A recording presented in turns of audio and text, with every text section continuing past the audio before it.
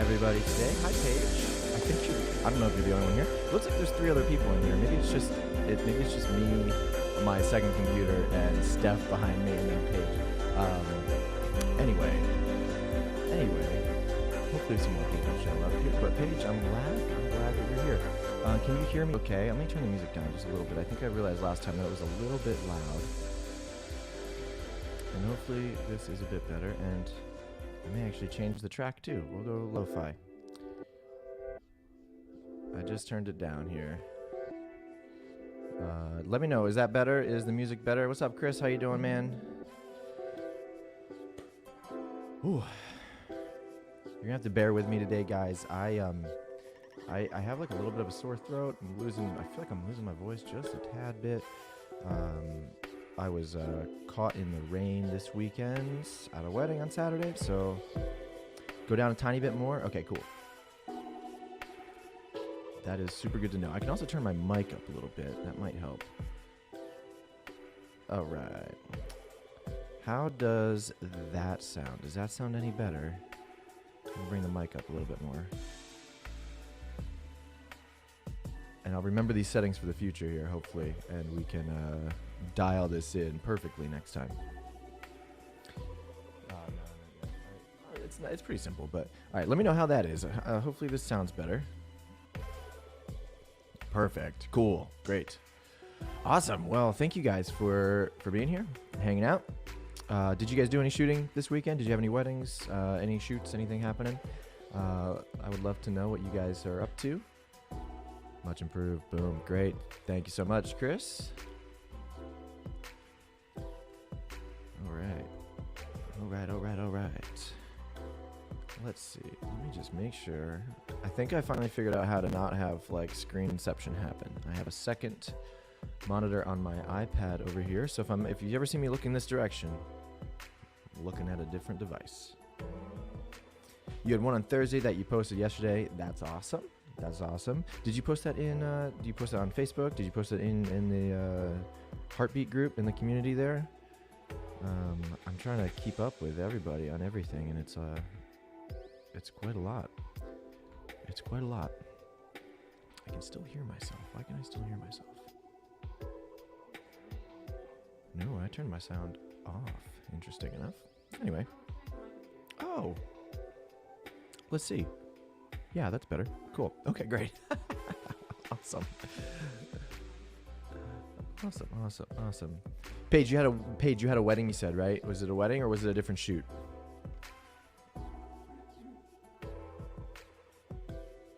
And Chris, I think I saw you posted the other day that you had you posted some photos from a wedding last weekend, correct? Engagement, gotcha, cool. That's awesome. First wedding of the year was this Sunday. Some ran on my end too, so we got to play with gels and composites. Oh, awesome, cool. Let me go look at those. I think I might have saw those, but let me take a look again here. Yes, okay, cool. Yeah, you used a ton of flash. Okay, and so these were composites too. Dang, those look great. I had no idea those were composites. That's awesome. Yeah, these turned out great, man. To anybody who's not in the Heartbeat group, the community, there's a link in the description of this video. You can go and join there. It's free. Come hang out with us. Come join a community. It's just getting started here, so we're picking up some momentum and rhythm here, which is great. Love to connect with everybody over there. Easy way to connect. You'll get notifications when I go live and all that stuff too. Paige, you have a double header this weekend. We have two weddings this weekend as well. Thankfully not back to back. We have a Friday, Sunday, but yeah, those back-to-back weddings are brutal. So good luck to you. I just purchased some sneakers, some like black sneakers that I'm very excited to get in because I've been shooting in like gray slip-on Vans for the last year or two, and they crush my feet and make me want to die.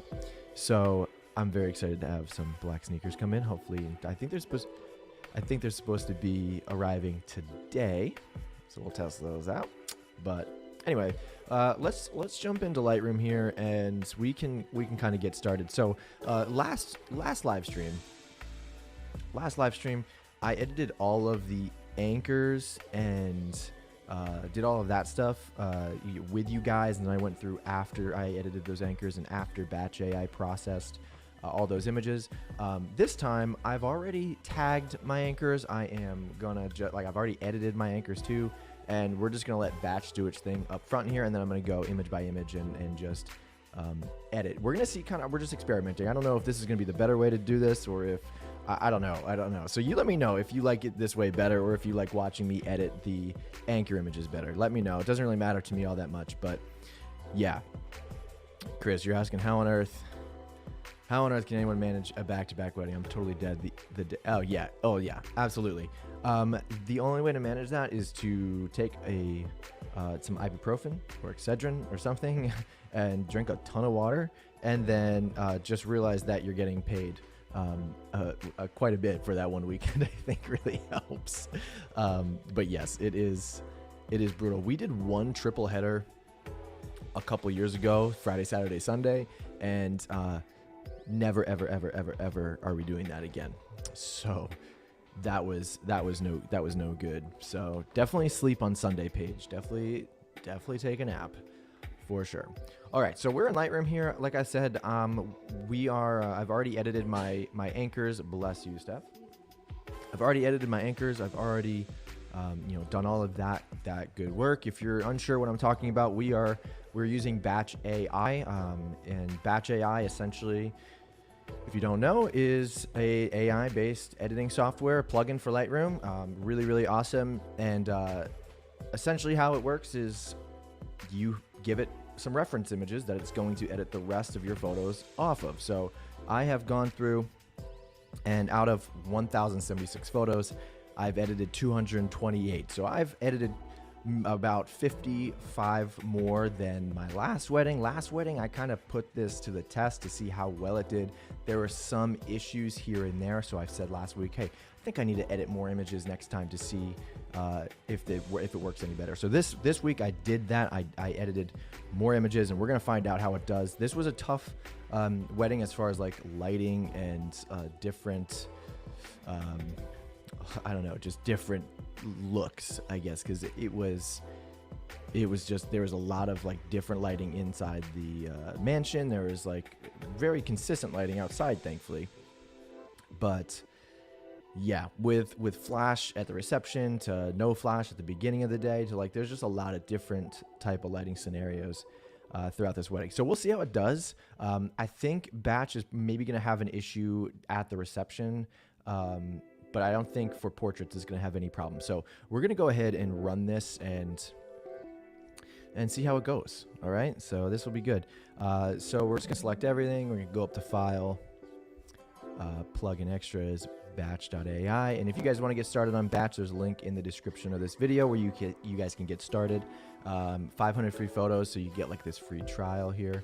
All right, so I have 228 anchors. It's going to edit 848 photos for me in like a minute, which is awesome. So we'll click run on this guy and let it do its thing. It's 112 right now. We'll see how fast this goes. It should be pretty quick.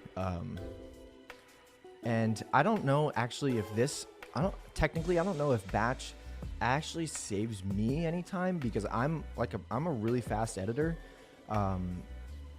But what it does save me is the like tediousness of like copying and pasting and doing like all of the creative heavy lifting.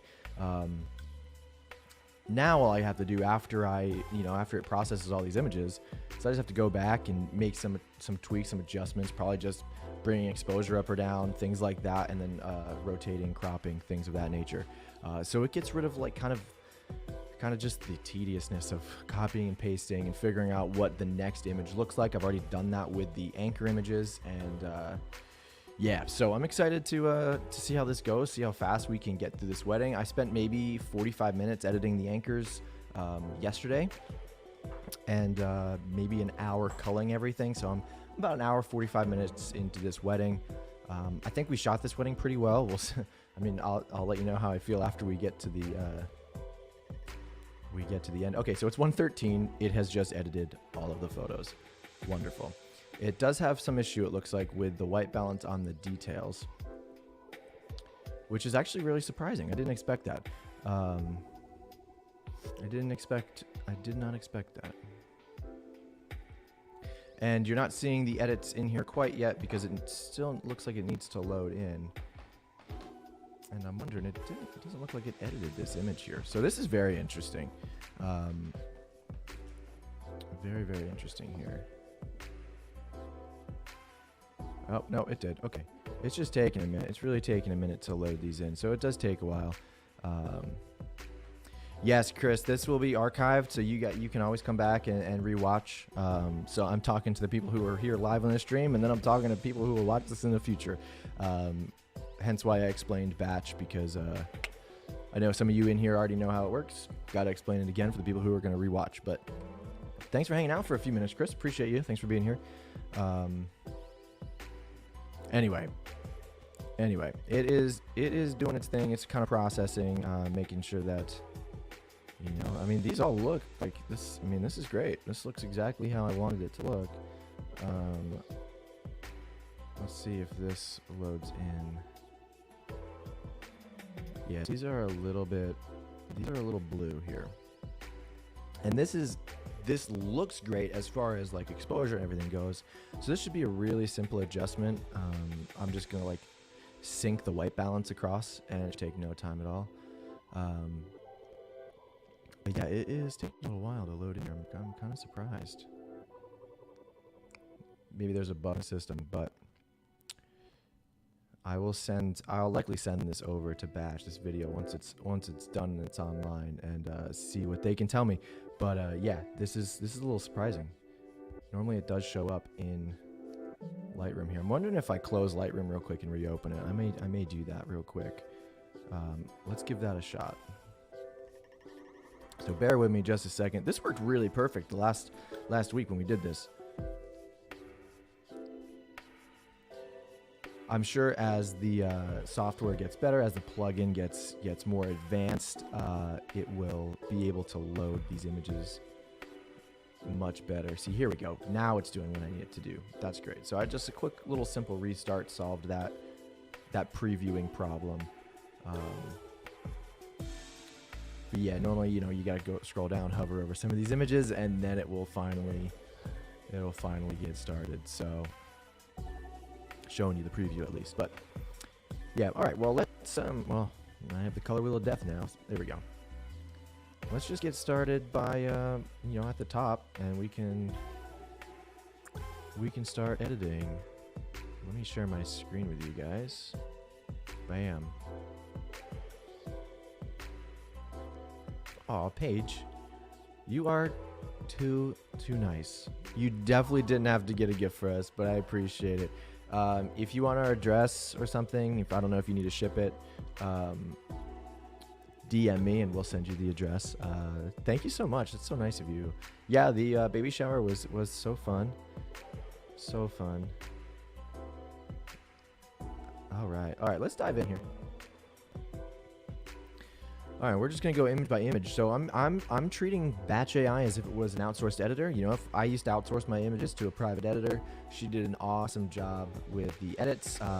But they're not me, right? So whenever I would get a gallery back from an outsourced editor, I would just make sure I go through it. I check all of the images, make sure things are cropped, straightened, rotated. The color all looks the same, all of that stuff. I would still tweak it to make sure it's all the work I want it to be. And so I'm doing the same thing with Batch here. Batch can only edit as good as I can edit. So we're just gonna go in here and just make some minor adjustments. And hopefully, with a lot of these images, I don't need to do much at all, except for, hit the minus or plus key to adjust exposure, or do a quick rotate. And that's it. And this is awesome. These all look great.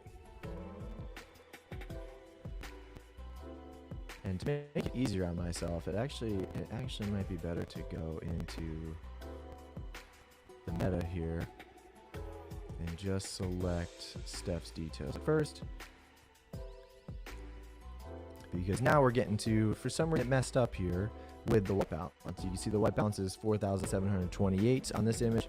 The previous image was 5,519 with a -8 tint.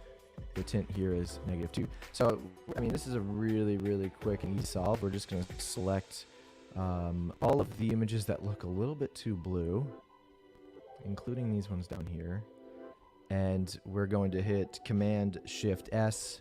I'm going to check none, and then I'm going to go back in and check white balance. And yeah, that should be good with maybe process version, and just to be safe, treatment and profile, and we'll synchronize, and that should change any of the settings except for the white balance. And there we go. Because Batch is not a sync. It's not like a sync setting button. It is actually editing these images based on how it's reading the highlights, the shadows, like all of those things, and making adjustments. So we'll just straighten this. And this already looks so much better. That was a quick tweak there. I'm just gonna increase exposure, brighten everything up a bit. Yo, her ring was huge. You can see it in the bottom right there. Massive ring. Yeah, massive ring. If you're wondering how I'm rotating without actually, rotating the image or anything like that, like with my mouse, if you actually hit Command and then the left or right bracket key, it'll rotate for you. That took me a really long time to learn, and It is a time saver for sure.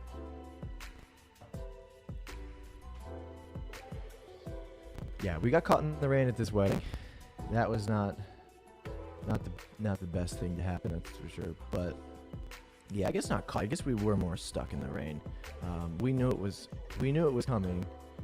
And this was our second week in a row shooting a wedding in the rain. So I'm really hoping that, you know, this coming Friday, let's hope it's a nice sunny day, because I want some golden light. I need some sun. I need some vitamin D.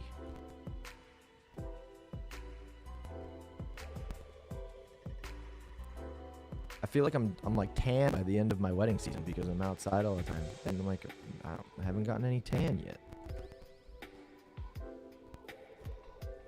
My wife's grumbling about me behind my back right now. Steph, feel free to come over here, hop on the mic, entertain these people on the internet. You're pretty funny. You're pretty funny. You are indeed hilarious.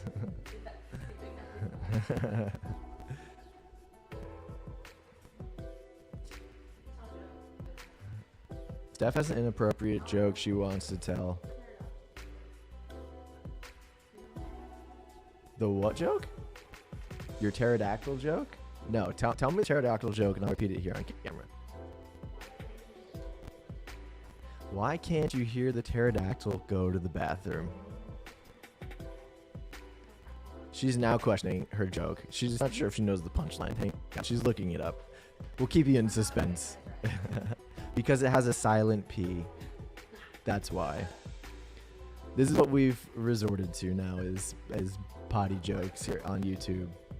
Apparently her fourth grader, when she was a teacher, told her that joke. Paige said because the P is silent. Yep.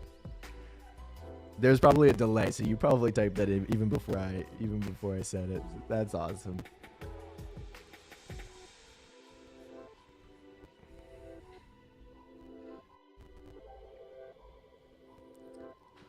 Oh, these shoes were really cool. Love that she had them, like, I don't know, designed with her date and new last name. And both of these were on the same side of the other shoe too. So what, Steph? Did it say Mrs. Horton and 51422 on one shoe? Yeah.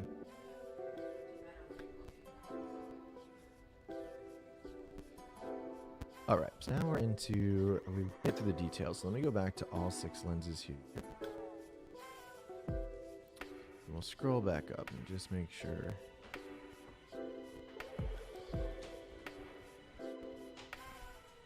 All right. Well, guys, if you're wondering what I'm using as far as editing goes, like presets and all of that stuff, I am using like my version of the Archetype process profiles. These are film emulation profiles. If you want to get those, you can. There's a little ticker on screen right now. I'm not like sponsored by them. Definitely not sponsored by them. I just love using these profiles. I've kind of merged my presets with these profiles in a sense. And I just love using them because they just give me like this soft film look. I just love the way they look. So this is my, I don't know, I guess 5th or 6th wedding or shoot with these profiles. Whoops, let me go back out here. And yeah, so that's at the ticker on the screen there. Highly recommend them. They're really fun to use. So feel free to grab those. Let me turn that off now. There we go. Bam. All right, so we're back here.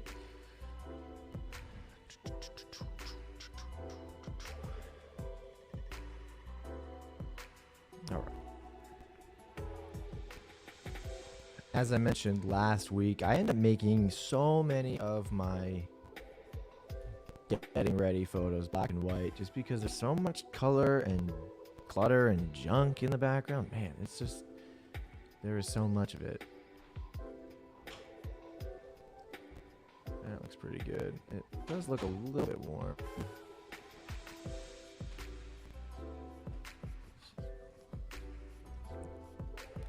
just sync those photos up. Overall, though, look pretty good. I don't have to do anything to that image.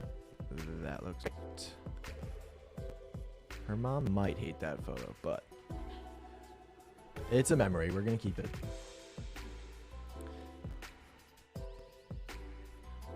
If you're wondering what film stock I'm using in this in these profiles, for black and white, I'm using the Kodak Tri-X normal, and then I have a lifted version where I lift the shadows a bit. You can see here just a little bit of a difference, but for everything else, I'm using the Portra 160 VC, scanned on a Frontier scanner, and then it is normal. It's not pushed or pulled. If that means anything to you guys, I don't know who shoots film here or not, but that's what I'm using. That's what I'm using. Figured somebody might ask at some point, and might as well let you know you're on live. That just looks so much better in black and white. I'm gonna say that 100 different times, but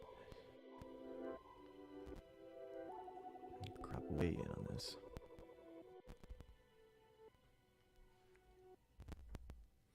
I could probably lift that.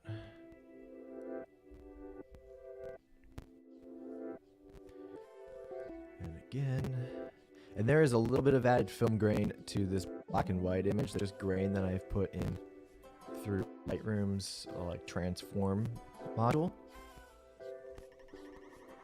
I will say too, if you guys have any questions about anything, it doesn't have to be related to this editing session here. It can be anything you want to ask, feel free. The more questions I get, the easier it is for me to keep conversation going, other than feeling like I'm just talking to myself here. But if you don't have any questions, that's totally okay too. More than happy to answer any questions you have.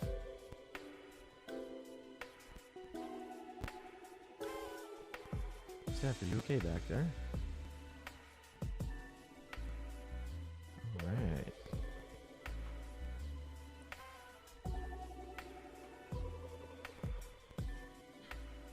Baby's name. Yeah, good try, Paige. Good try. You'll find out in about 9 weeks. 9 weeks. We're 9 weeks away. That's crazy to me. Steph, I think, is a little nervous that she has to give birth. Rightfully so. And if you're wondering why I'm making these black and white, if we go back to this image here, it's really difficult shooting in front of, window light here. You can see this color on her hands is like a bluish color because it's daylight balanced. But this orange color back here is tungsten. So they're like complete opposite ends of the spectrum. And so my white balance is 3600, almost 3700 to account for this tungsten light. But because of that, it makes the daylight super blue. And so anytime this happens, I mean, if I were to account for the daylight, I mean, that's really warm. Excuse me. It's so good. Uncontrollable bursts here on camera. Yeah, sometimes you gotta do what you gotta do. But this is definitely gonna go black and white. Anytime there's a mixed color temperature like that, it's just an immediate black and white image. This is good. This is good. There are these random portraits around this venue, which is kind of cool and a little bit weird at the same time. You just have random old people who used to live in this house, I guess. Steph, they did live in this house. Do you know that for sure? Oh, so they actually did used to live in this house. Wow. Steph, do you happen to know how old this house is? Steph's gonna find out how old this venue is. This is Penn Rin Estate in Bensalem, Pennsylvania, about, I don't know, 20-30 minutes outside of Philly. This kid was adorable. And I am wondering how this would look in black and white. Oh, looks classic. Okay, we're gonna duplicate this. It was built in 1744, apparently. So it's old. Yeah, it's old. It was really hot in one of the rooms. There's no AC. Looks pretty great.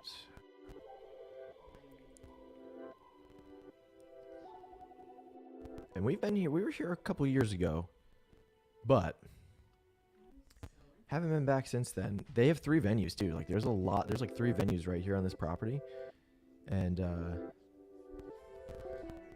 they're all kind of nice. But this is the one we've been to most often. And as far as like getting caught in the rain, like this is a pretty decent venue to get caught in the rain at, because you can still take portraits inside, because everything is like really charming looking, and they have a cool library. So as far as places to get stuck in the rain, like this is a good spot. Alright.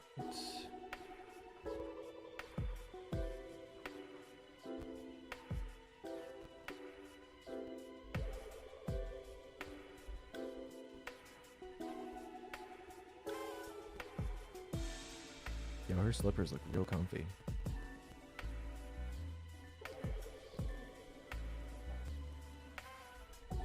So Steph is shooting the girls in this room here while I was downstairs photographing the groom getting ready.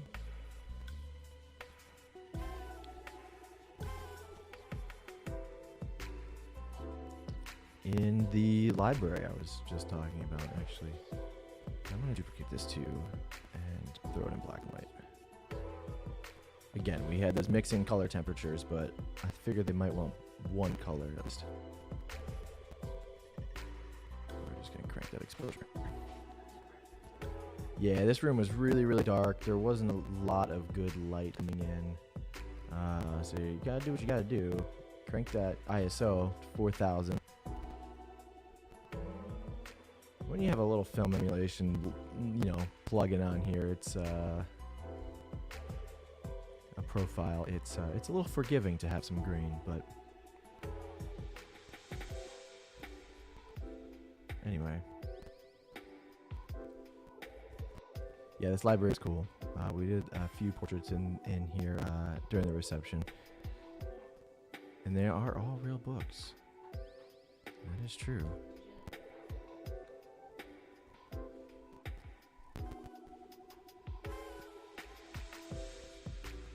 All right.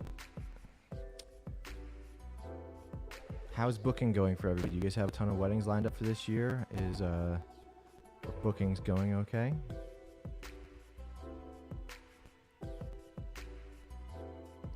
We're sitting around, I don't know, 30 for the year, so we are going to be tired come. John Branch is back again, guys. John Branch is here. He's in the house. John, how you doing, man? How you doing, man? I do have some of his eagles. I did forget to shoot. I did forget to photograph him like holding the jacket open. I'm mad at myself. I forgot to do that, but at least we can see it here. It was pretty cool. It was a cool jacket. We've had a few grooms do that where they get like custom lining of jacket. It's pretty dope. It's pretty sweet. John, what you got going on today? Are you doing a live session? I think you're doing a live session pretty soon, right? Like I don't know if you're editing some people's photos and with the natural feels preset.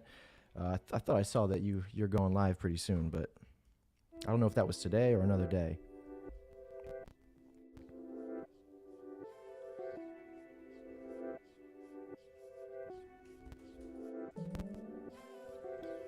Live streaming is still a little weird for me. Like, this is only like this. I mean, this is the second week in a row I've done it, but I don't really know what to do. I'm just trying to talk so you guys aren't just staring at me.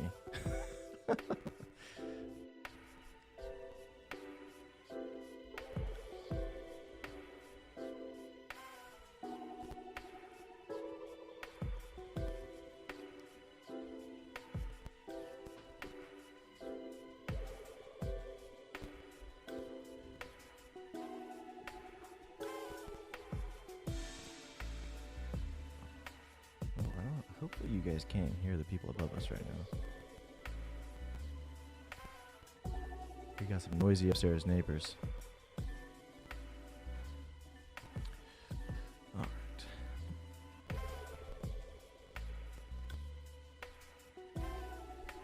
Let me know at any point if you guys want a music change. If you guys get sick of this music, let me know. I can't hear it on my end. I have my whole computer muted, but if you guys hate it, I have a few tracks I can select, but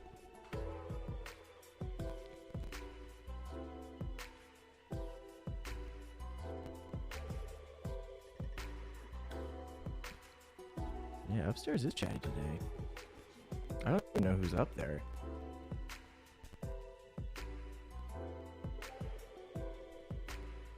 I gotta say, I love having a studio space, guys. It's so nice to be able to like leave my house and not have to, you know, like work in my house and get distracted by Netflix and distracted by my couch. Like, there were days before where I was like, yep, I just want to sit on my couch all day. I don't feel that way anymore.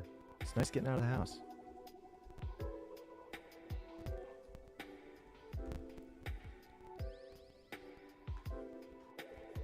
Oh, I just love black and white. I think I just edit a whole wedding in black and white, and I think my clients would probably be a little angry, but I just love, oh my gosh, I love the white list.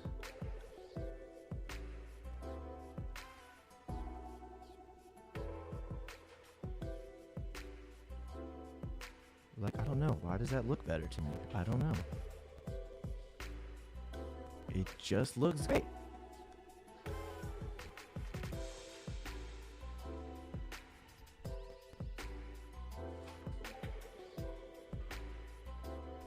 It's all good, John. All good. You're away from keyboard. Thanks for the compliment, man. This was a fun wedding. I was soaking wet by the end of it. We got stuck in the rain. I don't know if you were here for that part when I was mentioning that, but yeah, we were soaking wet. Ceremony outside. She was like, yeah, if we're gonna get married, we're gonna do it outside. Doesn't matter if it's raining. Doesn't matter if it's sunny. It's outside or nothing, which I'm happy about, because the other option was to have them get married in the ballroom where guests are just sitting at their tables, and that, I mean, this made for much better images and a better memory overall. So I was like all for it. Like, go ahead. So we ended up we were doing photo and video for this wedding, and ended up clamping umbrellas to my tripods to avoid the video cameras getting all wet, which was pretty sketchy and janky, but you gotta do what you gotta do, you know. And yes, Chance is allowed in the studio. However, my dog does not like hardwood floors. So we just never bring him, because he ends up just complaining and whining the entire time, which is very distracting for us. So we tend to just leave him at home. He likes home life. So yeah, we don't bring him up very often. I'm gonna delete this. We have like 14 of these types of shots. So yeah, he stays at home all day. It is nice when he comes up here sometimes, if he were to like not complain, but he is such a vocal dog that he doesn't stop. He just constantly pace back and forth. Forget it. Like, I can't get anything done. He does it at home, yeah. So he's being with people, but I think he likes being at home more.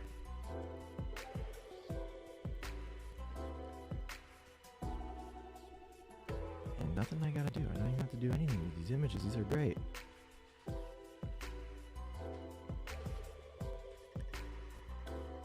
I don't know how mom's gonna feel about some of these. She has her glasses on. She was very specific with like, she kept calling her glasses her old lady glasses, and I'm like she couldn't see without them. I get it, but I didn't know. It was like halfway through, she was like, I don't like my glasses, and I was like, oh well, we've already shot most of these getting ready photos. So I'm definitely a homebody. It is so nice. Like, I think I make the same noise every time I sit on my couch. It's like this, like nothing feels so good as just taking a seat on the couch, as if I just like came in from doing manual labor, which I didn't because I stand here at my computer all day or sit here at my computer and just edit photos. I send emails. That's my job, it feels like. But yeah, I'm a homebody for sure. I'll make this black and white as well.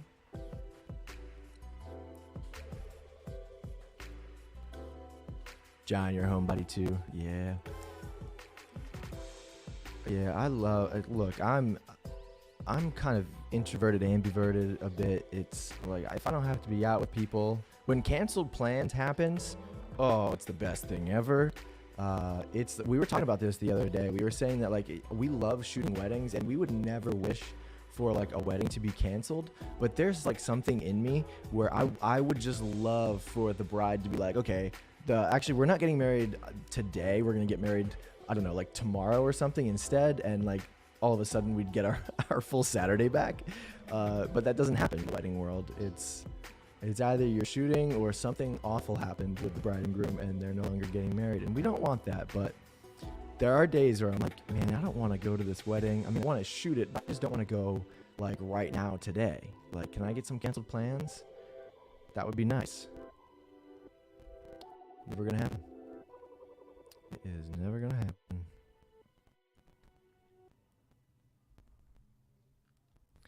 I probably could do a little masking here just to bring the bride's sister's face into every time before a wedding. Yeah, oh my gosh. I'm so glad I'm not the only person, because I feel bad like with that, you know? I'm like, ugh, I want to go, but I don't. I really don't. But like once I'm there, I'm like totally fine. I have that same feeling with engagement sessions all the time. Like it's the thought of like, I don't know what I'm walking into, I think, that stresses me out. And so I'm just like, I don't want to go to this. I'd rather sit at home on the couch. I want to watch a movie. I want to do nothing. I want to sleep. Yeah, it's never going to happen. It's never going to happen. We live a hard life, guys. Taking photos for a living. What a difficult life we live. And all the work that comes after the wedding, there's just a lot. The thought of getting back at like midnight, yeah, it's hard. It's a hard life. But it's great. Wouldn't trade it for anything. Well, apparently my thumb made it into this photo, I think. Maybe that's my videographer's arm. That must be Drew's arm. Yeah, it's a great little shot, right? This whole area here, like, it really was so stunning. Look, I mean, this textured wall makes everything look kind of like a painting.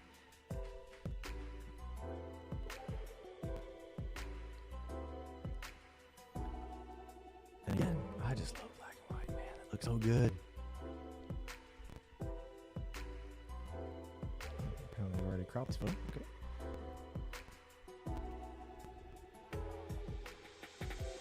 I don't know where her tattoo said. Oh, okay, we're going waiting. Dance with me, I think. Something along those lines.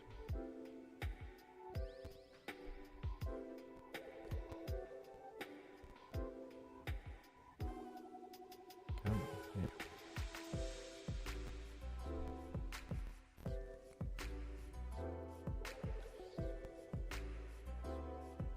I don't know how many photos of these we need. Probably can get rid of this angle here. We'll keep the close up. With her giant ring. And this features the tattoo nicely, so we'll keep that there.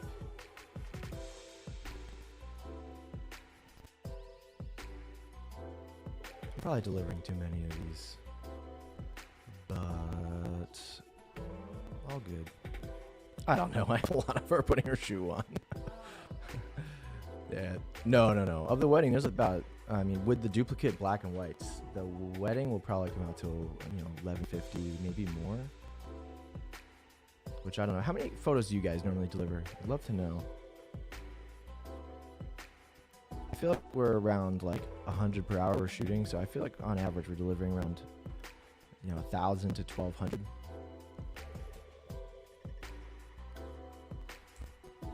I don't know if that's normal for people. I don't know if we over deliver. In my head, like I'd rather deliver more than not enough, you know? Ooh, we just got another inquiry. We've gotten 4 inquiries today, I think.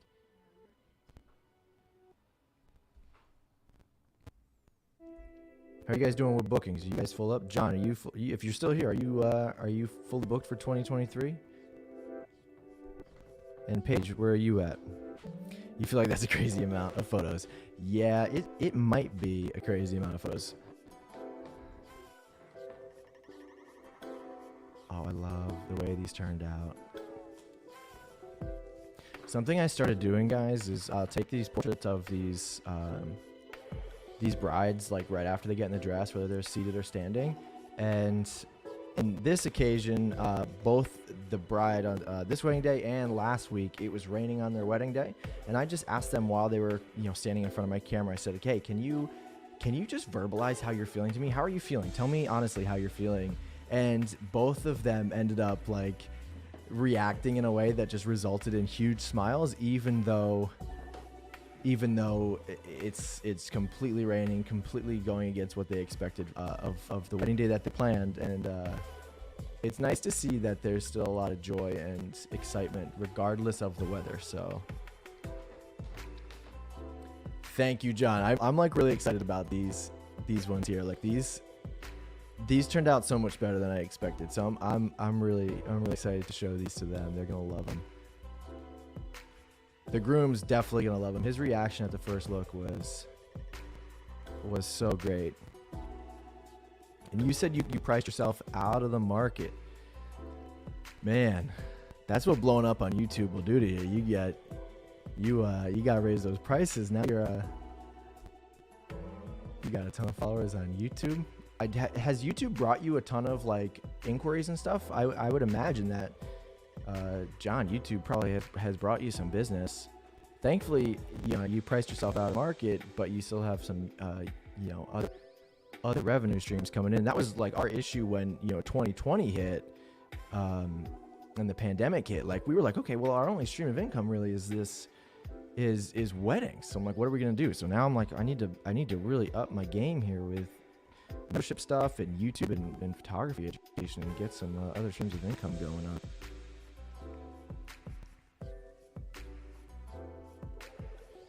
That's crazy that you get most of your inquiries from weddings now, or from YouTube now. That's wild. So is it just couples like finding like your behind the scenes work and like just asking, like, hey, we wanna shoot with you? I've had that happen, I think 2 or 3 times, but never on like a very consistent basis. So that's actually wild.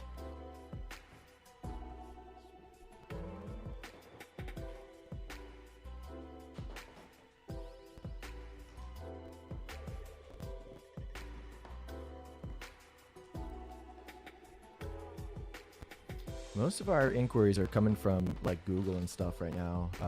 Just SEO. The one we just got that came in was from Instagram. So it's really a mix of, I hardly do any social media marketing. Like I'll post just because I want to share the work. But I don't post consistently. I don't do anything like that. The only thing we do consistently is just blogging, and blogging has been like a huge game changer for us. But really, some ask you to make BTS videos of their weddings. I mean, I see how that would be really cool because they get to see a different look. Like we've obviously, when I've done behind the scenes videos, my couples are pretty excited to look back on it, especially if they didn't have a videographer there. But that's crazy that people are asking you to make behind the scenes videos. Do you end up like obliging that request? Like do you end up doing that pretty often? And hey, from Brazil, oh, we got an international stream happening today. This is cool. I did get a call yesterday from a mom whose son is proposing to his girlfriend next weekend, and they want photos of it. Those are the best because you can make money off the proposal, and then you can get booked for the engagement session and then the wedding, and then you have like their entire journey. their entire journeys with you. Where are they gonna go? You know, who? I mean, if you do a great job, like they're just gonna keep sticking with you. Getting in at the ground level is great. Yeah, more content and a happy couple for sure. Like that's awesome. Are most of the people who are inquiring with you like asking you for behind the scenes videos, and are they in like North Carolina in your state, or are they just abroad? Are they in international? Are they like across the country? Like where do you find most of these couples are inquiring from? I mean, that's insane. That's crazy. I've never had a couple ask me to make a behind the scenes video from their wedding, but that's so crazy.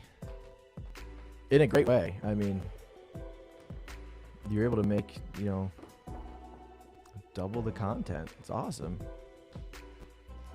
At the same time though, I'm assuming, John, you don't like you're not billing them for the behind the scenes video. They're just giving you permission to do it for their wedding, and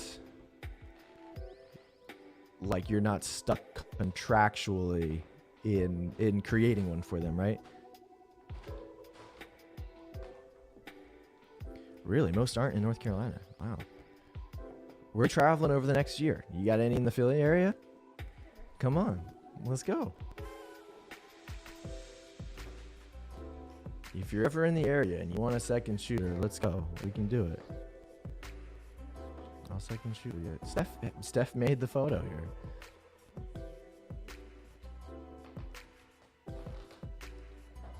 Yeah, we're looking like that. Cherry on top. Yeah, that's the way to do it. Cause I mean, sure for you too. Like, it takes me forever to like get down, sit down, edit, and knock a behind the scenes video out. It takes so long. I mean, it takes me longer to do that than it takes me to edit a full wedding here. It's a lot of work. And you've put out a few like full wedding days, like hour-plus long ones. I mean, I just dropped a 2-hour one a couple weeks ago, and that took me like a full like 10 days of editing just to get done. It took me so long.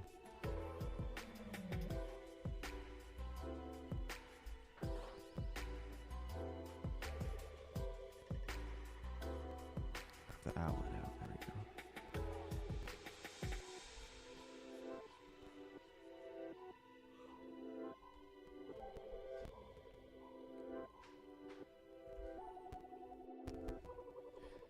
I think color black and white. Let's see. Color. Yeah, you're working on one now. Yeah, they take so long, man. I've thought about too, like, you know, how can I outsource these behind the scenes edits, because I love getting them out and that's what people want to see from me, based on like what my audience has said. I'm just, I don't have time to do it. That's crazy. Oh, can you not? Oh, I'm wondering if there should be a share button. John, I would appreciate that, but no worries, man. I appreciate that though. I've never really hopped onto Twitch.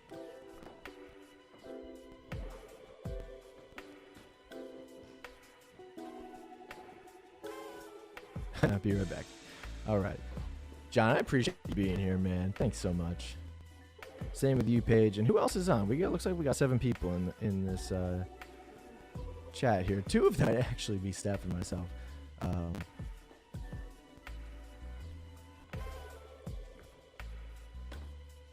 Always gotta get the mom pin the boutonniere on.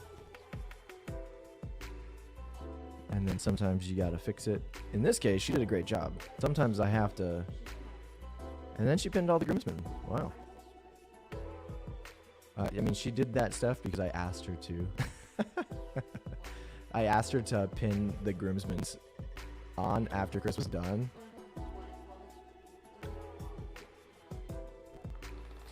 One of the biggest things that we find delays us on these wedding days is like when the groomsmen don't have their boutonnieres on, and then me as the photographer, I get stuck pinning all of these boutonnieres on, and it takes like 10 minutes for one person to do. So I've kind of countered that problem by showing like 1 or 2 groomsmen how to do it, and they end up helping me with the rest. And that's actually worked pretty well. But let me know, have you guys ever run into that issue where you're stuck pinning a bunch of, you know, groomsmen's boutonnieres on? Like it is exhausting to do, yeah. And it takes forever and it just delays the day. So I try and teach a groomsman or two how to do it. And that's done the trick, you know, a few times. They've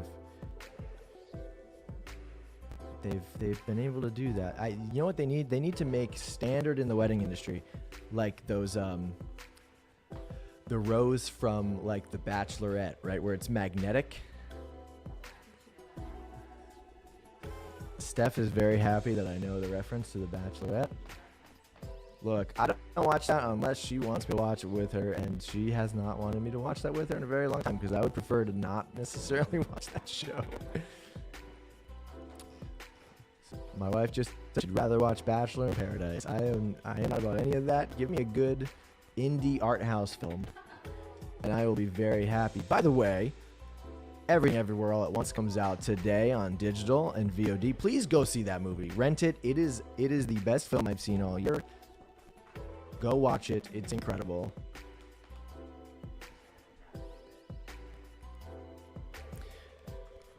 Feel like I'd rather do it because I feel like they aren't consistent if the guys try and do that. Yeah, I give them very, very, very clear instructions. Like, it needs to go here, and you're gonna do one pin up and then one pin down, and like overall, it's been pretty good. Like and then if one is like really not great, like most of the time, you know, 9 out of 10 times, everybody is good. But you do have that one groomsman once in a while where, yeah, I'm gonna need to fix this, bud. This one's not working. Or a Star Wars film, yeah, absolutely. You better, I think sometimes, is Star Wars television.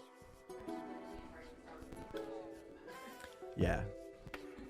I think one of the best pieces of content in all of Star Wars is Star Wars Rebels. It is one of the best shows. Go watch it. It's like 4 seasons. The first season is maybe a little bit rough on what I've heard from other people. Like, they have a hard time getting into it. I don't like this one. We're going to delete this one. But it really picks up, and it's some of the best Star Wars out there. So go watch Star Wars Rebels. It's a great animated show, which will likely tie in to what we're doing in the television world right now. So very excited for Kenobi to come out in I don't know, a week and a half, 2 weeks. Yeah, it must be, yeah, a week and a half, 2 weeks. I don't know what it is. Very excited. But anyway, go see Everything Everywhere All at Once. It is a treat. Definitely buying that today, for sure. Alright, gonna make one of these black and white as well, because they're pretty much the same exact image. We're gonna lift this.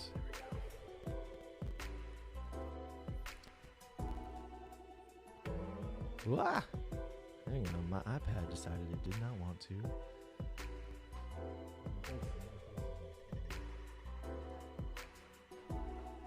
I am very hyped for the Obi-Wan show. Very, very hyped. Hey, Steph, could you hit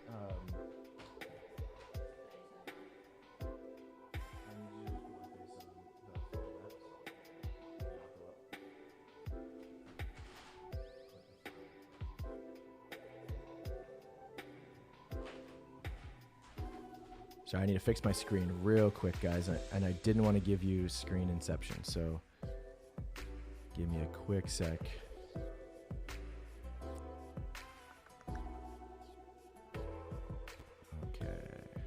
Okay, there we go. We are good. Yes, very hyped for Obi-Wan. It is gonna be awesome. At least I hope it's gonna be awesome. It's gonna be awesome. Ewan McGregor in general is just awesome, so that alone will make it great. But yeah, pretty stoked. Yeah, Book of Boba Fett was so, that last episode was so fun. Again, I had some issues with some of the structural like plotting and like all of that stuff. Some flashback stuff was problematic. In hindsight, I enjoyed the whole show overall, but hey, it's awesome. I mean, we got a Boba Fett show. Insane. We got Vernon over here. What's up, Vernon? How you doing? Yeah, John is here. Glad he's here, man. I appreciate John for being here and supporting the stream. John, I say all the time, I'm like, man, I gotta get together with John here. I talk about you all the time. I'm like, man, John is crushing it.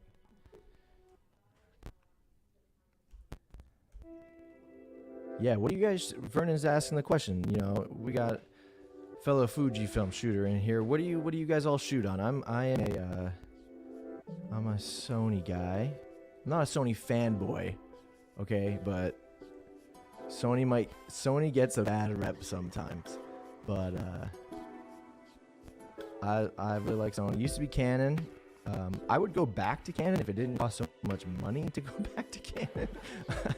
But really enjoying using my Sonys. What do you guys all shoot on? I do have a real crush on John. I think I do. There's a real crush. It's true. Oh my gosh, yeah. I mean, I almost forgot. There's this whole episode which I'm not even gonna mention here because I don't want to like spoil it for anybody. But yeah, Mando shows up, and then we get some really, really great stuff.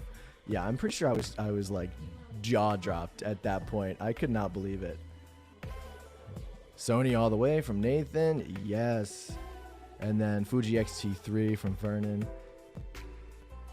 My brother has the X-T3 and he loves it. I just haven't, I haven't used it.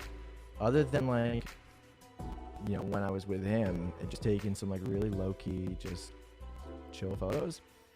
But it was like really, I don't know, it just felt like this like analog film camera. It was great. It was fun to use.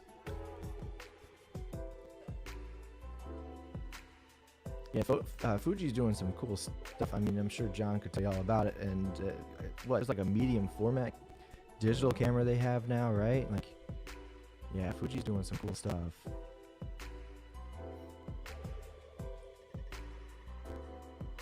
I made a video a while back. I think it was back in 2019, where I made a video that was like about gear and like why you need to shoot full frame. And that was before I had used before I used any Fuji camera, and like now that's not the case. So now I get hate comments on that video, just like crapping on the fact that I'm saying, hey, you got to shoot full frame if you're gonna be a wedding photographer, which isn't the case anymore. Like at that point, I had not ever used a Fuji. I still get hate comments because I said it.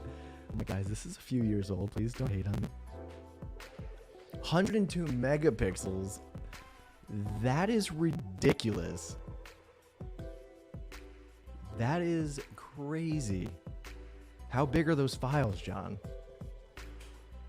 Nathan saying, is his voice glitching for anyone else, or is it just me? Let me know, is my voice glitching out? Maybe I'm getting too loud and rowdy in this mic here, but... Is there a little crinkle?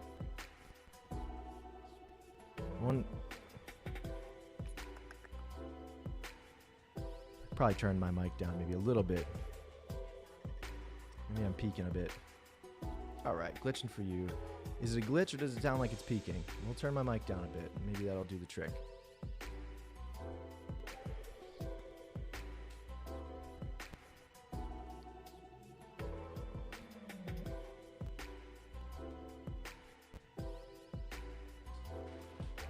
Might be the stream itself. Yeah, I'm likely going to update this stream. I'm hoping to do this live stream stuff every week if I get the chance. So right now I'm on like a really low cost plan with StreamYard. Likely going to upgrade to a larger plan because it's fun to do, but I think I can only stream in like 720, and I probably have some crap with the stream because of that. You get that digital muck like you're talking about, John. But yeah, there's no way it's like the mic itself. I'm using the Shure SM7B, so it's a great mic, but thanks for letting me know though. Something I can definitely Has it been doing it this entire time? That's what I want to know. Or did it start somewhere like in the middle of the stream? Either way, I'll have this upgraded for the next stream, because this is fun to do. It's definitely beats here alone by myself. Hanging out with you guys is way better. So as you saw, there's a photo or two. Like this one here doesn't quite match the rest of them.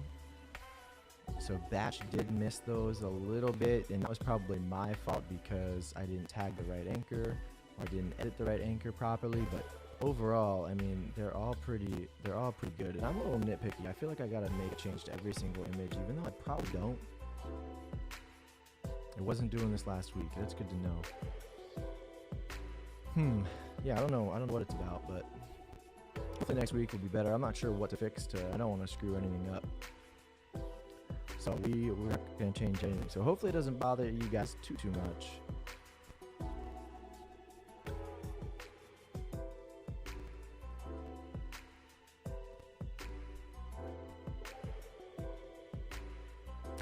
Oh no. I'm sorry, Lacey and Chris, but this photo is making the cut. She has something stuck in her teeth. And when someone else does this to you, you just have to take a picture because it's embarrassing and great. It's love, right? And that's what love is.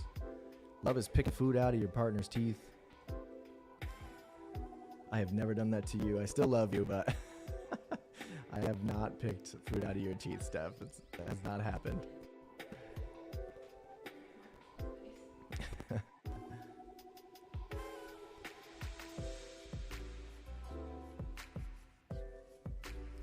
There's the smile.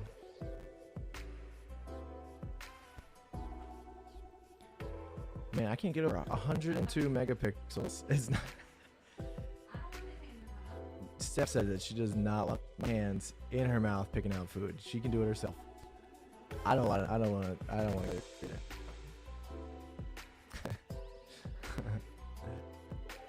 I'm gonna make this black and white as well.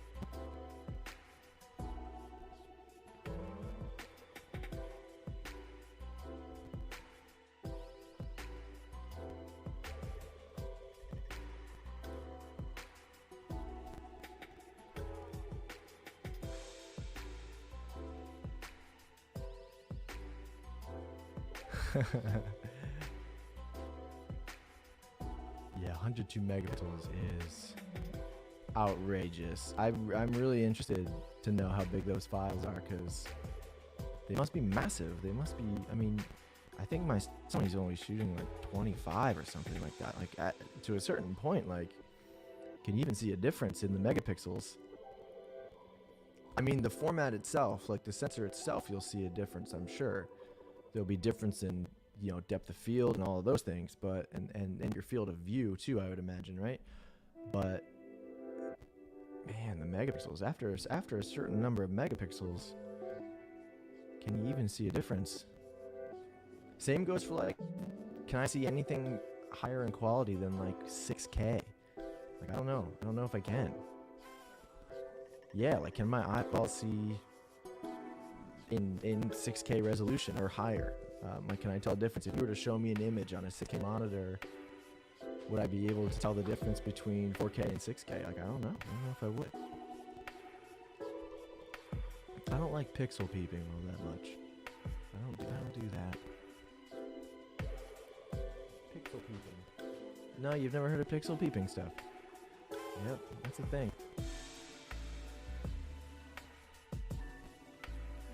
John, how often do you shoot with the GFX 100? Is that like a standard camera for you now at weddings, or are you still using like what are you using, X-T4?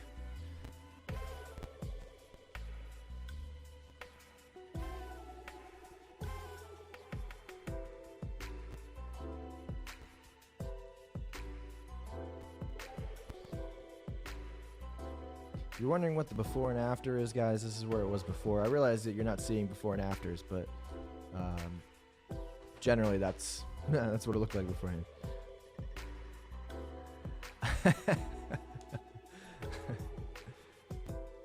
look, I mean, you just gotta, like, I mean, there's no sense in pixel peeping, right? Like, you just wanna, you know it's gonna create good work, especially if it's in the right hands. So, I mean, I've seen your shots on the GFX 100. It looks great. Maybe for engagements and portraits or just YouTube content, yeah. It is, I mean, I'm sure it's a lot to work and process with, right? Like, it's, I'd love to use it sometime. But, I mean, especially, I guess, for YouTube content, you're an ambassador for Fuji, so I feel like you have to use it, you have to push it.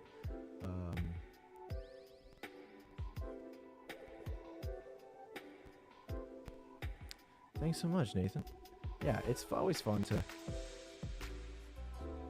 show some before and afters, and I try and shoot as close to, like, as close final product as I can in camera. Obviously, like, I can't get these colors right directly in camera, but I don't have to do a whole lot to the rest of it other than lift some shadows and increase the exposure a little bit. But that's what I found has been, like, the biggest game changer for, like, editing, is just getting it right in camera, keeping it consistent.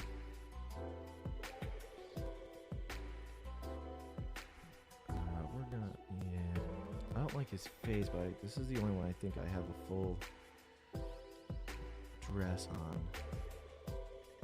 I'm like, go back and, you know, we're gonna take that. I'll go back and search for that. Another image of that later. So I have them not on the grass because, well, it was rain, and we didn't want her dress to get, like, soaking wet, so we just kept her on the pavement, but keeping it waist up, you know, allowed it to look like they were in the grass a bit.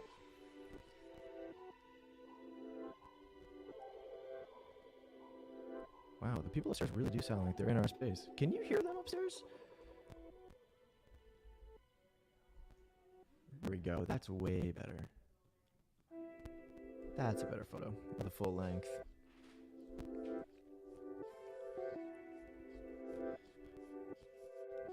And all these portraits you're seeing, I think we shot all of these in about 20 minutes in the rain. You can't hear them upstairs? Okay, good.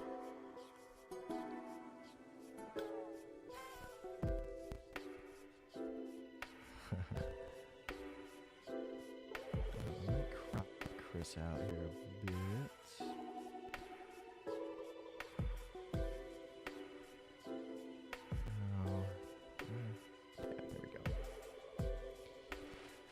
Just gonna be blinking in this photo.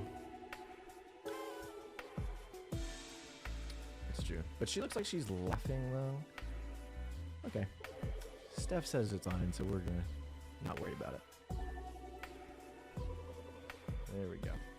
Look at this ring, guys. It is humongous.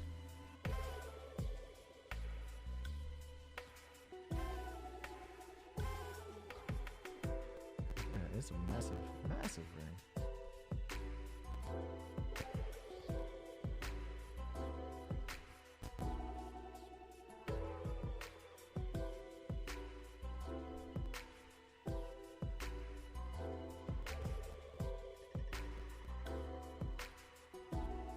That shot, that's great. I think Steph took that one.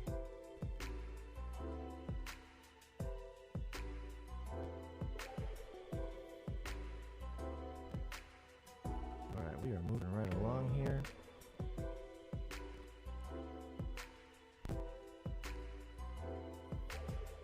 And some of these I don't even have to crop or do anything to, which is great.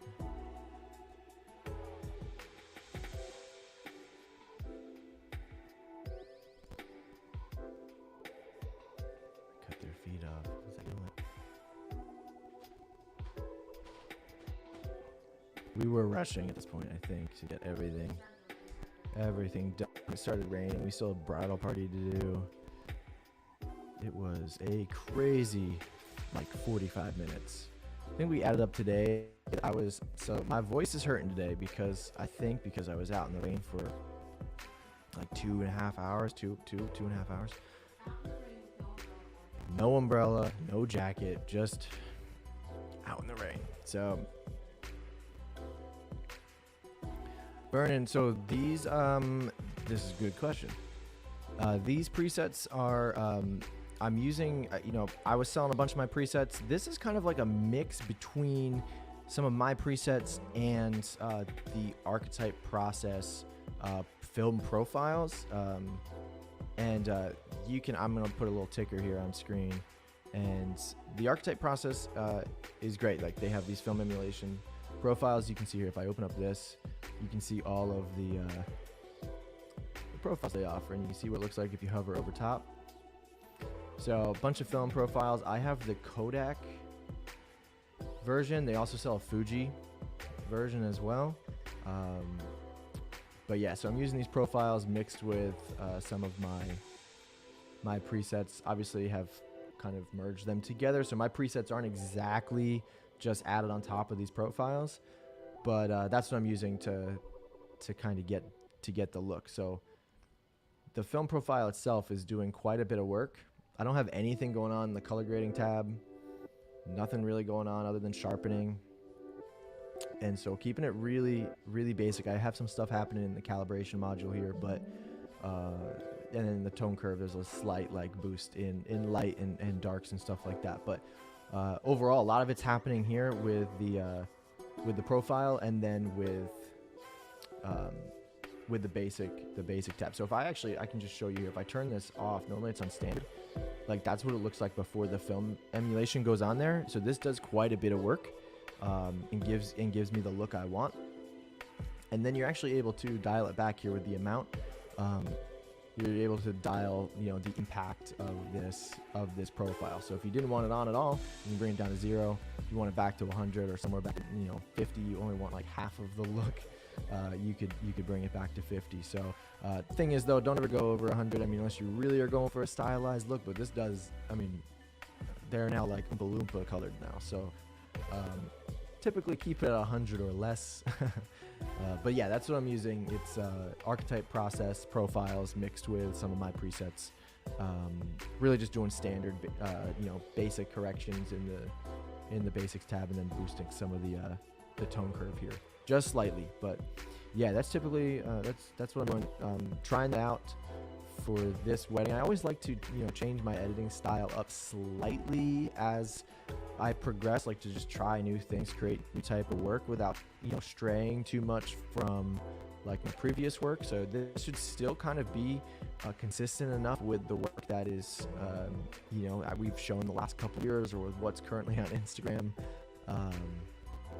But always trying to do some new things and just better myself in the editing portion. See what I like. There's so many types of editing styles and presets and profiles that I haven't used, and so far I'm really loving the Archetype process profile. So feel free, thearchetypeprocess.com, and you'll be able to get hooked up with those profiles. I love this look, similar to mine, but just better. Yeah, dude, check them out. They're awesome. I think it's like 165 or 195 for like a pack. So they're not cheap by any means, but they're like really easy. They're really easy to work with, and you can install them on mobile too. So I just was able to get them on my phone. So I can use these on JPEG. Like, they look great on just standard like iPhone shots. They look great with like JPEGs dropped from my Sony to my phone. Like, yeah, it looks good. They're really easy to work with, and they give like a really soft look. And yeah, so this profile here is the Portra 160 VC, and this is, I think it's pushed to +1, and it was scanned. They give you two different film scans essentially, the Noritsu scanner and the Frontier scanners. I didn't shoot film, guys. Like, I don't really know much about film photography, like the actual analog portion. I did a film class in like middle school, and that was like the extent of shooting film, other than like shooting on like the random film cameras we have at home, but not for like professional use, only ever for like just fun. But I don't do any developing, right? I just send it off to like Richard Photo Lab or some other photo lab, and they do all the developing for me, so I don't have to worry about like the whole darkroom process, like, which, yeah, would be so much fun, but I don't have any of that. I think your curve brings the pop and calibration in the greens, does wonders to the grass, yeah, and the greens. So like if I were to turn this calibration off, you can see a little bit of what it's doing. Just a little bit of work there it's so slight, but in the grass and in the trees, you can see it as I toggle it off and back on. So it definitely does some work there. And then I am pushing a little bit of HSL here too. So if I turn that off and on again, you can see, so this is on, this is off, this is on. So that's doing some work there. And then to toggle off the tone curve, it just lifts the shadows and makes it just a little bit more light and airy. So yeah, it's all these minor subtle little tweaks that I'm doing to get the image I want. And that's the big thing that I found, even looking back to our old work. And this is what a lot of beginners do, is they like overdo it, right? And all you need to do is just some really subtle adjustments.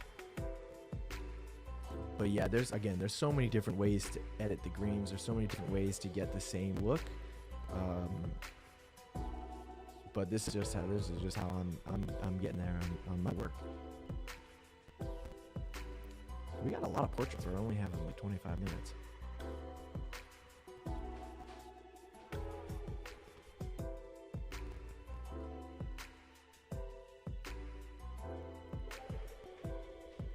Ooh.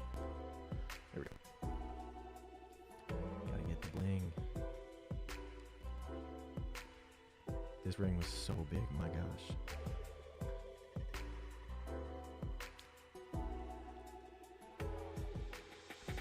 Yeah, Nathan, there's just so many styles. It sounds like, though, you've already kind of narrowed down a style, right? Like if you're looking at John's Natural Feels presets or Caitlin James styles or my presets, like we are all kind of shooting in that same natural, classic, timeless, that general like vibe of like wanting things to look realistic.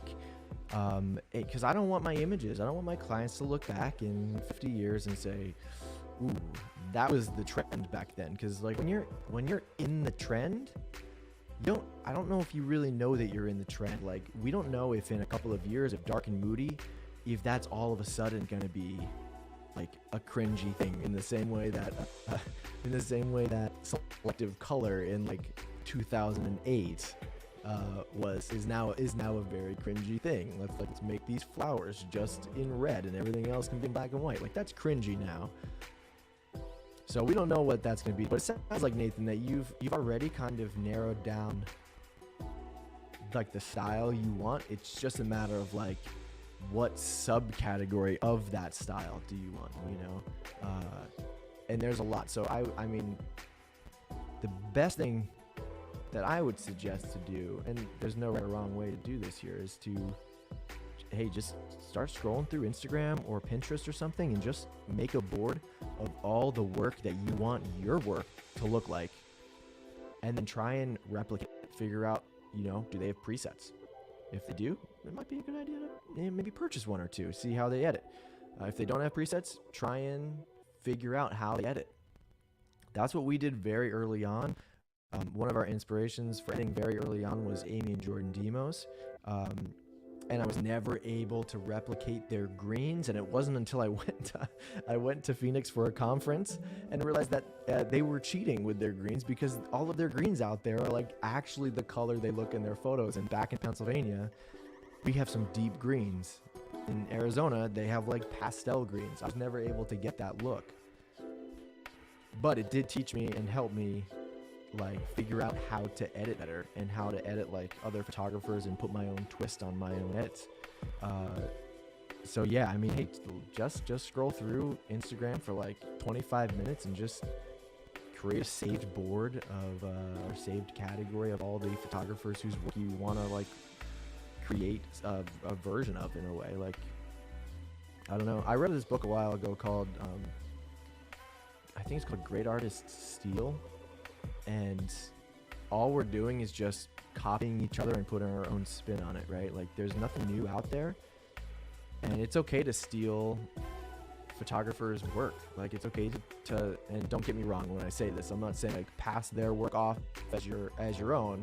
What I'm saying is, you want to make work look like Caitlin James' work, then hey, go ahead. I mean, you can hit just like her, and you have your own vision, your own style, your own editing style, the way you compose your images, the way you direct your couple. Like you're doing your own thing already. She doesn't. I mean, she doesn't own the right. I don't own the right. John doesn't own the right to how you edit in Lightroom, right? Like stealing is, it's not actual theft, but it's just essentially another word for inspiration. Take that. I mean, yeah, it was called Great Artist Steal. Yeah, I just brought that up. Yeah. So like, John's bringing it up in music. Like people sample stuff all the time, like literally actually taking bits from other songs and putting them in their own songs, like, and creating something new with it, which is awesome. Like it means you get something new with something that's already been created, and I love that. Sometimes it's done really well, sometimes it's not done really well, but yeah, John said there's only 12 notes. So when it comes to music, getting inspired by others is the name of the game. Yeah, absolutely. Like, and in a sense, the same goes for photography, because we're all using the same gear. We're all using the same editing software, right? You're either using Photoshop Capture One or Lightroom or something, right? Like we're all using very similar stuff. Like, especially when it comes to weddings, we're documenting it's the same script over and over again.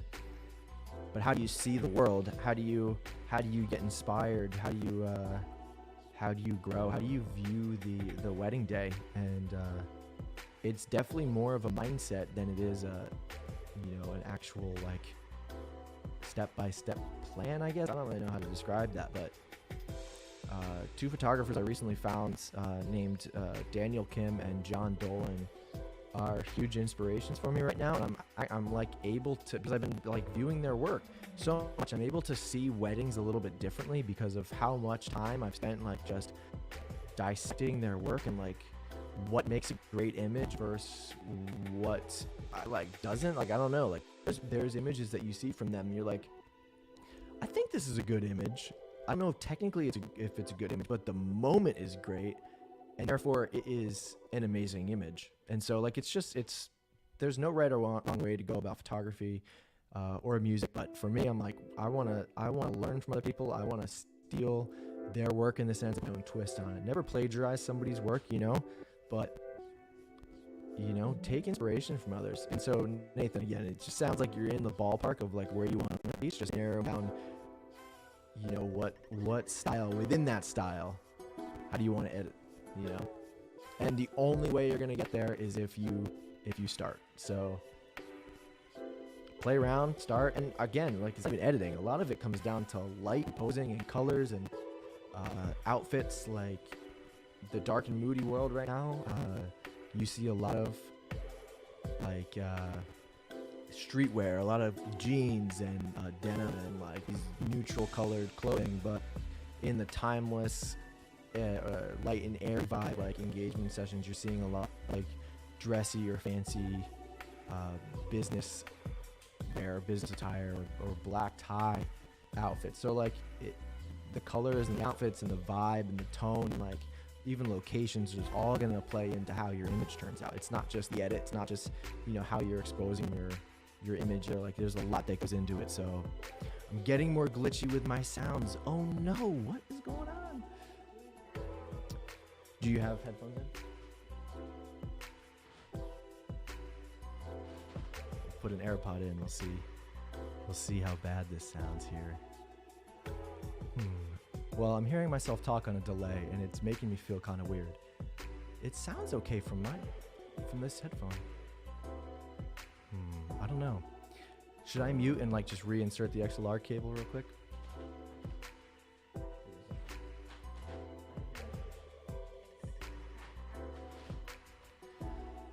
Okay, real quick. Let me just mute real quick, and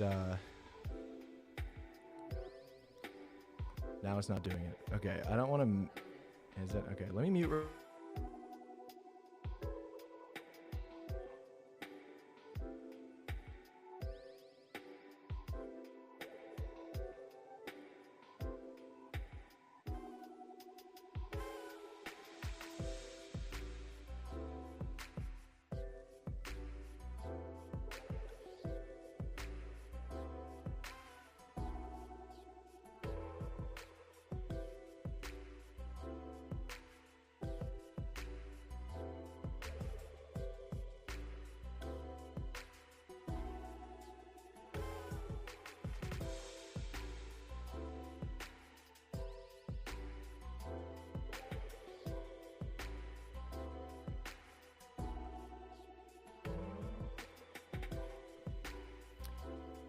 Okay. Hopefully that fixed it. Did you say it sounds better, Steph? Okay. Hopefully it sounds better. I just reinserted every cord. It's just every cable I have, I just reinserted. And I just changed my interface to a different USB slot. So who knows? Who knows what that was about? But the other thing I want to do, hang on. Last time my camera battery died, and so now I'm just checking, making sure I still got like over half my battery left. So this is good. Video's gone. What? Oh, my screen itself is gone. Should be back now.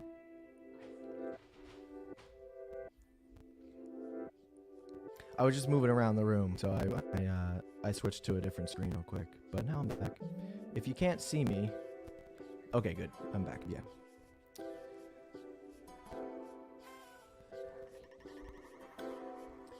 Out of all like the stuff that happens on wedding days, like what is the thing that you guys struggle with the most? I would love to know where like your biggest hurdle is, or something that you're trying to get better at this year. For us, I don't know if it's necessarily something we're struggling with. Glitchy sound again. What? I don't know what to do.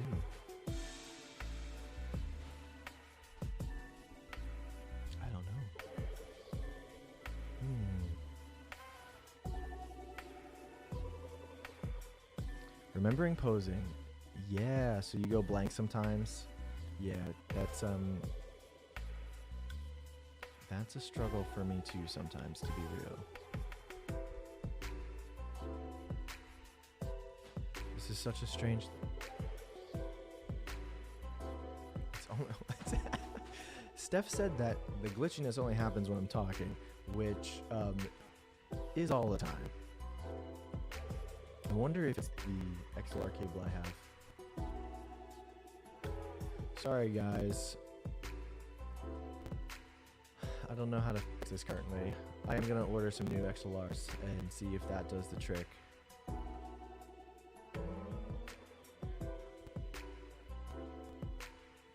This XLR was not out in the rain, so I don't know what the problem is. Yeah, it's hard. Like I definitely space sometimes, and I end up repeating the same pose a lot, just because I forget that other poses exist. But I don't feel like I don't ever necessarily go blank. But something that like I'm trying to remember is to like move their feet and have them face different directions. It's hard to remember because I just get so caught. I'm like, hey, chest to chest facing each other. That looks so good. Sometimes, you know, when couples are like the same height, it's also difficult because hugging from behind sometimes doesn't look that great when the same height, or there's just some poses that work better than others. But yeah, I feel that. Something we're trying to do this year is add a little bit more fun to the bridal party section. At least I am. I haven't actually talked to Steph about this all that much, but we made a list the other day of like things that we could do to have a little bit more fun with the bridal party. And both the weddings we've had so far this year have been super rainy, so I don't feel like we've even been able to implement those things. But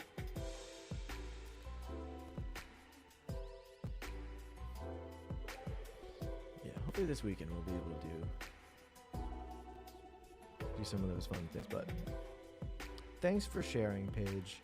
Posing is definitely tricky. The more you do it, the better you get, the more you remember. As the yell your favorite swear word one, yeah, definitely gotta make sure you do that with the right couple. But yeah, that one is super fun. That's also a fun one to do with the bridal party. Definitely. Maybe, you know, don't do that at the church they're getting married at, but it's definitely a fun one. Yeah, definitely you just gotta make sure you got the right people for it.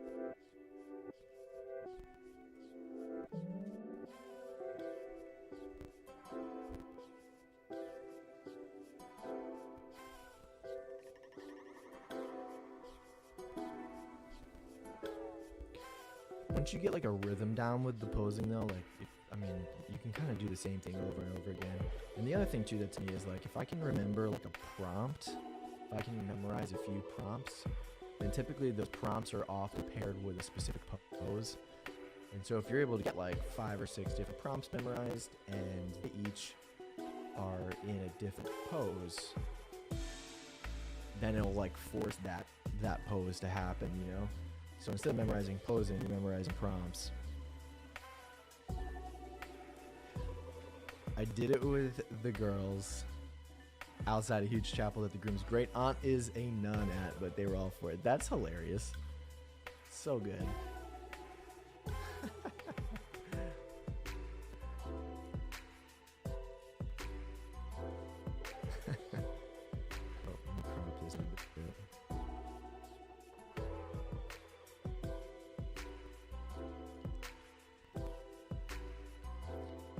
I'm sorry guys that the audio isn't the best. Hopefully we'll have that fixed next time.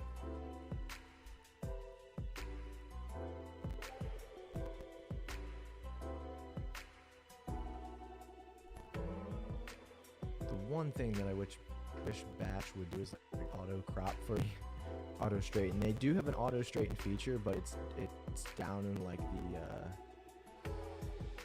what's it called, section, the transform section. That's where it is. It's in the what's it called section, the transform section. So instead of like cropping and straightening, it's transforming and straightening, which it doesn't work quite the same way. I wish that Lightroom would add like and maybe there is one, a quick key shortcut for like a straighten, like an auto straighten. I need a shortcut for that. I don't know if it exists. If it does exist and you know it, please share it with me. It'll change my life.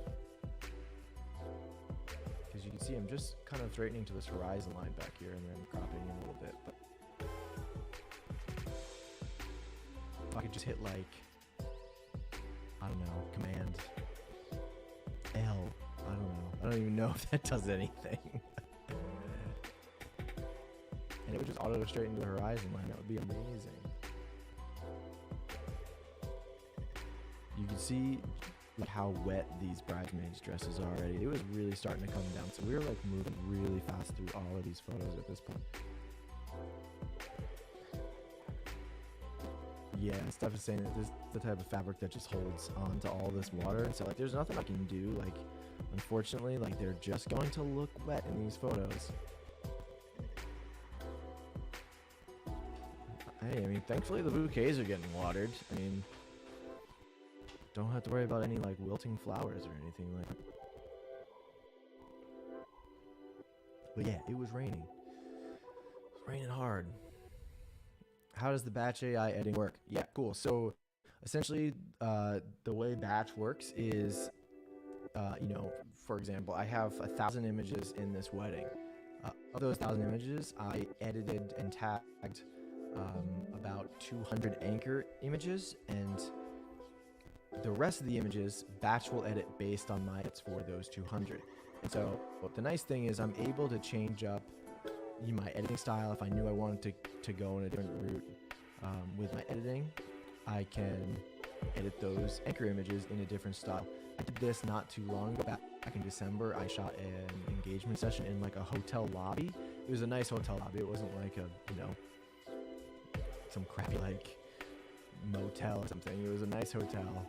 And I knew that these images needed to be a little bit more stylized than my traditional edits, and so I was able to edit in a different style, change it up, and like I mentioned earlier, I like to, I like to try new things and tweak my style and edits, and instead of, forcing the, AI software to edit all of my images for me, I'm giving it a reference for this specific Lightroom catalog, for this specific shoot. And so once I've edited and tagged all of my anchors, I can then select all the images in my project, and then when you go up to File, plug in extra as Batch.AI, it'll open up this screen. You can select what anchors you want. I tag mine 3 stars, but you can tag them whatever you want. You can do all of these selections here as well. Hit run Batch.AI, and today it edited 848 images for me in under a minute. So it was super fast, and now that's what I'm going through. So you can see all of these are already edited.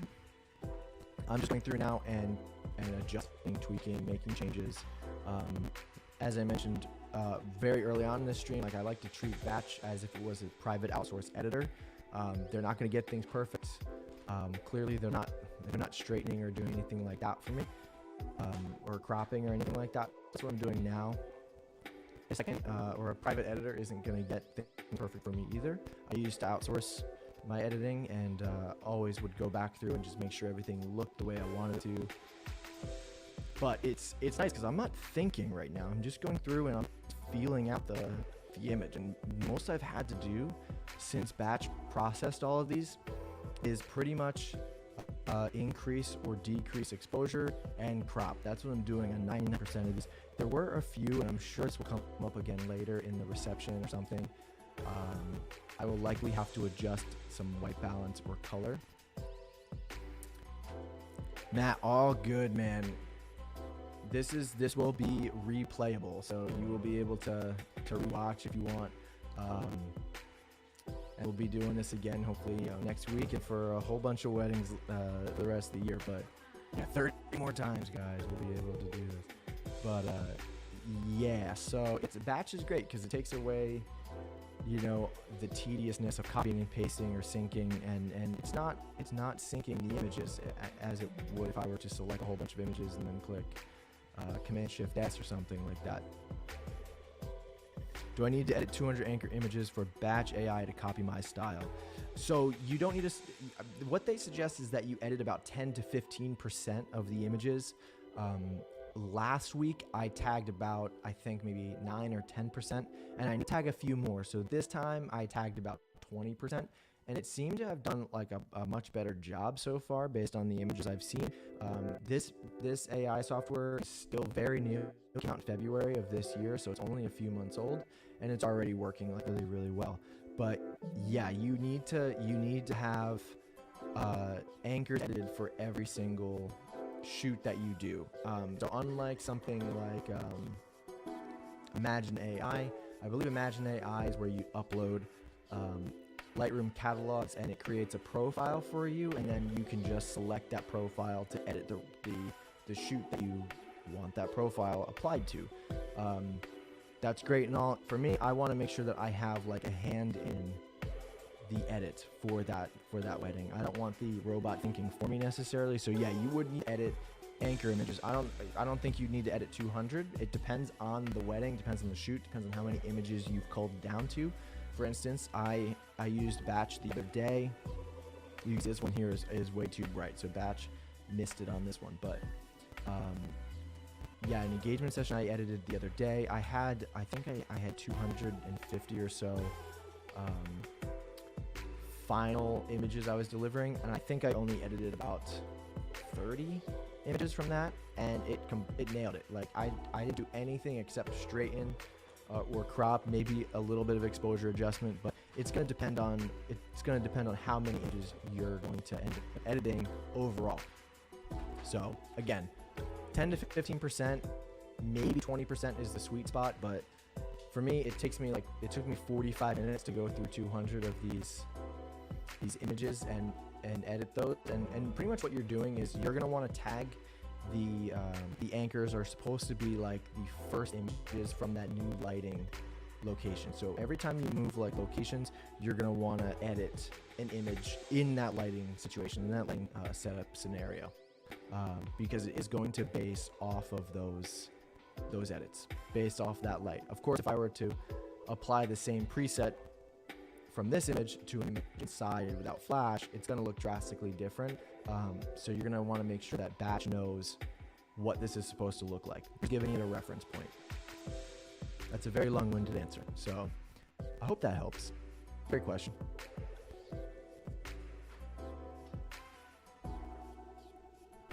But yeah, so far I love it because I'm just like, this is great. I don't have to do any of the heavy lifting. Like I did all of that early on, and only on a few images, and then Batch just goes through, and now all I'm doing is just like making some minor adjustments. It's takes a lot of stress off my brain, because there were times, I mean, before I started using Batch, where I can edit a wedding pretty much in under, in 4 hours or less.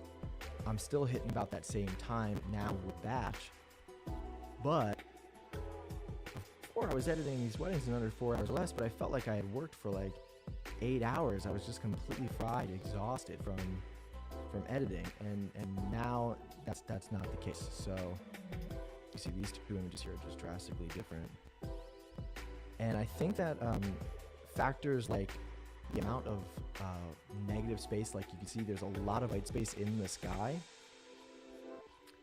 and that will throw things off a little bit.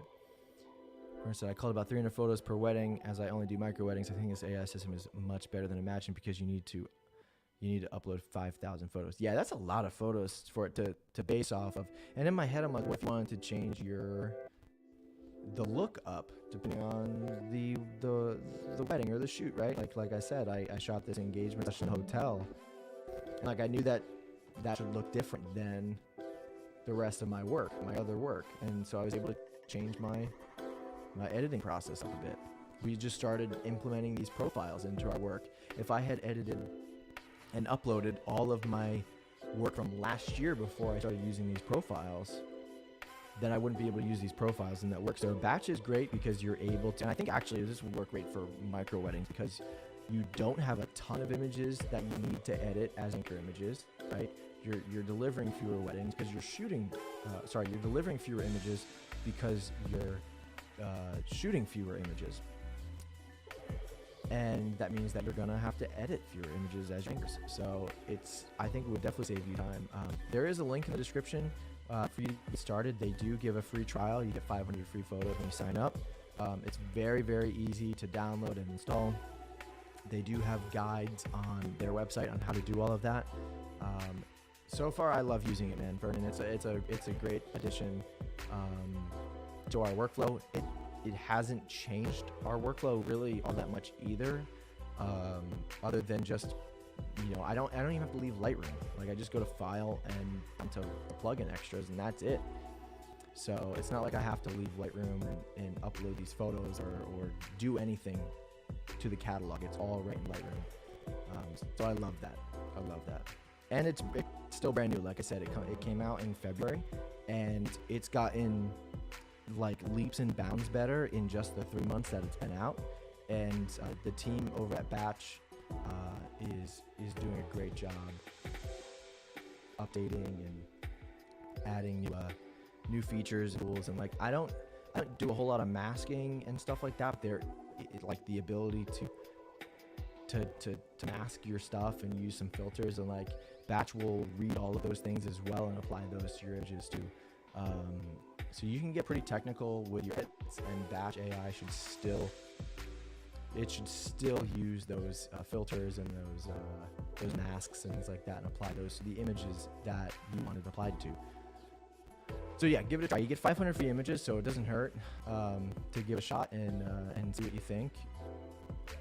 And if you have any questions about it too, like as you're using it, feel free to DM me. And the team at Batch has been really responsive, and so I'm sure if you DM'd them or emailed them, they would get back to you pretty quick about an issue or how to do something.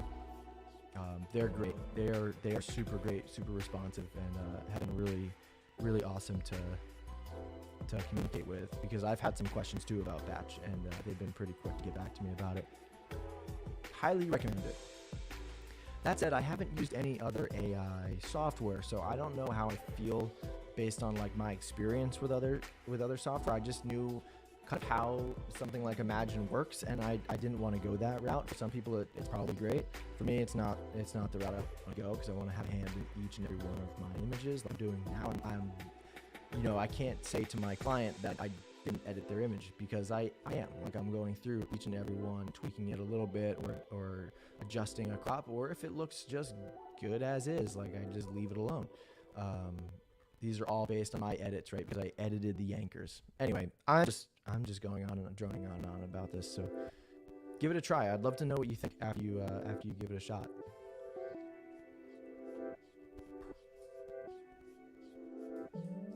this bridal party was soaking wet.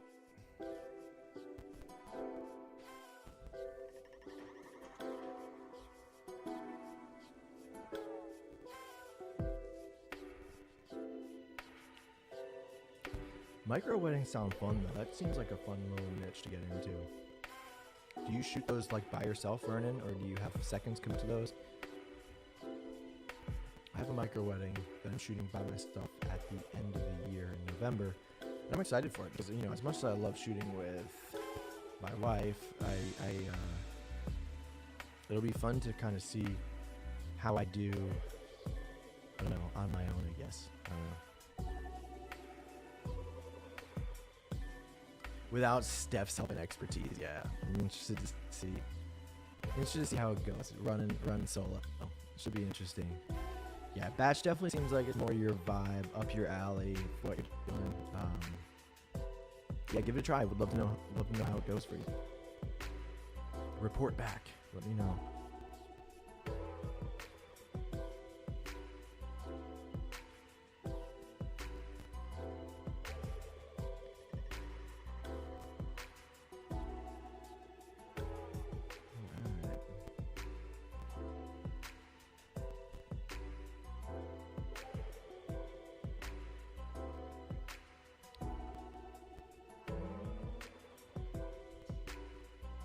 You see, okay, so Batch missed these 3 photos here.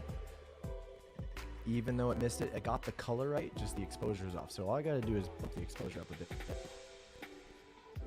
and it completely fixes the image. So it's nailing the look. It's just missing the exposure, which is awesome. So myself and my wife shoot micro weddings together. I shoot about 2 to 4 weddings a month only, and 3 to 6 hours only. Oh, that sounds really wonderful. That sounds so nice. I can't imagine only like sticking around for 6 hours at one of these weddings. That sounds awesome. Why did you end up going to micro weddings instead of like a more traditional larger wedding? Is it the time commitment? Is it just the like, I don't know, family, personal aspect, not having to go with a ton of guests and put on a show for everybody? Because like I mean that's the reason that I loved shooting some micro weddings in 2020 when the pandemic hit. Was, you know, we're shooting a wedding for the couple and it's about them. It's not about you know, making a big old thing to show off to all their guests. It's about the couple, it's about the marriage. It's much more personal, and I loved that. So I would love to do more of those, but most of the weddings we get inquiries for these larger traditional 200-person parties, you know, which is great too. It's a different vibe, different style, but it does mean that we're shooting like, you know, for 10 hours. I think we were at this wedding for 9, which was nice. We were, you know, 9:30. I actually think 9 is like a pretty sweet spot. 10 seems like long time, but 9 hours were really great at this wedding.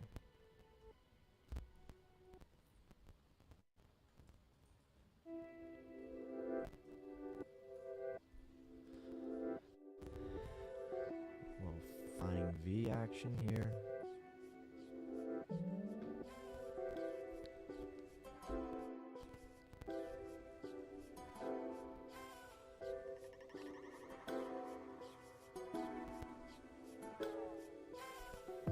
We're officially past the halfway point. I don't know if I'm gonna finish these today before I leave. I'm gonna hop off in about an hour. But even still, if I finish at 4 p.m., means I would have spent about 4 hours on this wedding doing the edits, and that's pretty quick. I mean, we'll be able to deliver these earlier than our normal turnaround time. At least that's what we tell them. I don't know if this couple on the live stream, if they watch this back before Saturday, well, the surprise is spoiled for you because we'll deliver this in a week, but I doubt they found my YouTube channel. I don't know.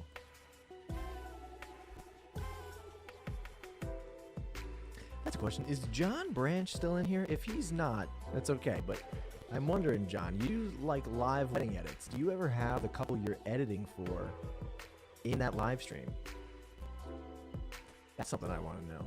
If you're not here, all good. I'm gonna have to DM you and find out.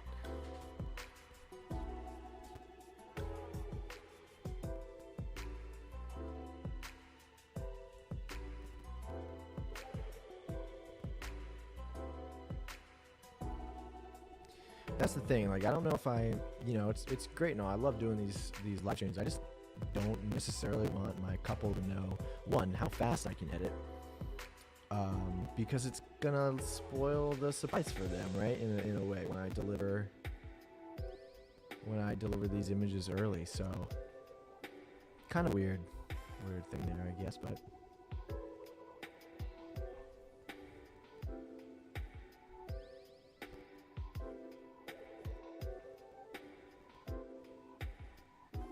At the same time, too, speed doesn't determine like how much work went into it.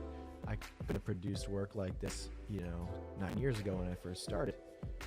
I'm only able to edit as fast as I can edit because of all the time and effort and money I've spent learning how to do this. So, anyway, it doesn't take away from the value of the product by doing it so quickly, but there is still something about, I don't know, my couple find out I can edit their entire wedding in under 4 hours. Steph and I waited 9 weeks for our wedding gallery, and the photos just didn't feel completed. And so in my head, after 9 weeks, I was like, wow, these better be like perfectly edited. I'm like, there's stuff that needs to be photoshopped out, like all of that stuff, cropped, straightened, like stuff was all over the place. So like we really learned from our own experience, like what not to do. And because it was a disappointing thing at the time. So now we try and really deliver quickly because we know how much it means to people to get images back so fast. I mean, we live in a world right now where everything needs to be instant in a sense, but a little bit of wait time is good, like to build anticipation, of course. So like they haven't seen, we shot this on Saturday, today's Tuesday. They haven't even seen any photos from this one yet. We haven't posted a sneak peek.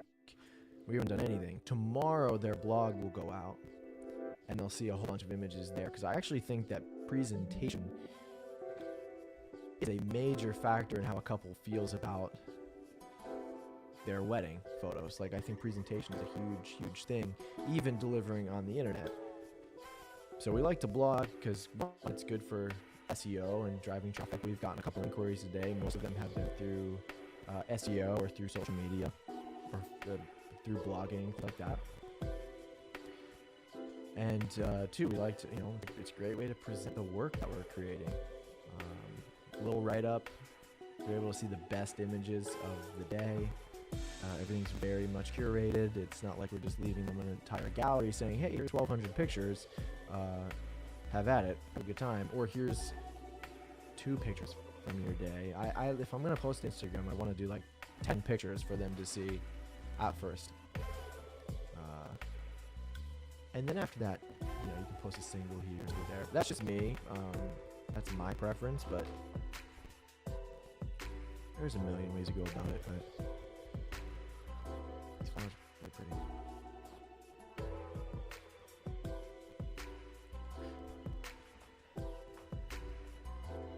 Oh, I love that.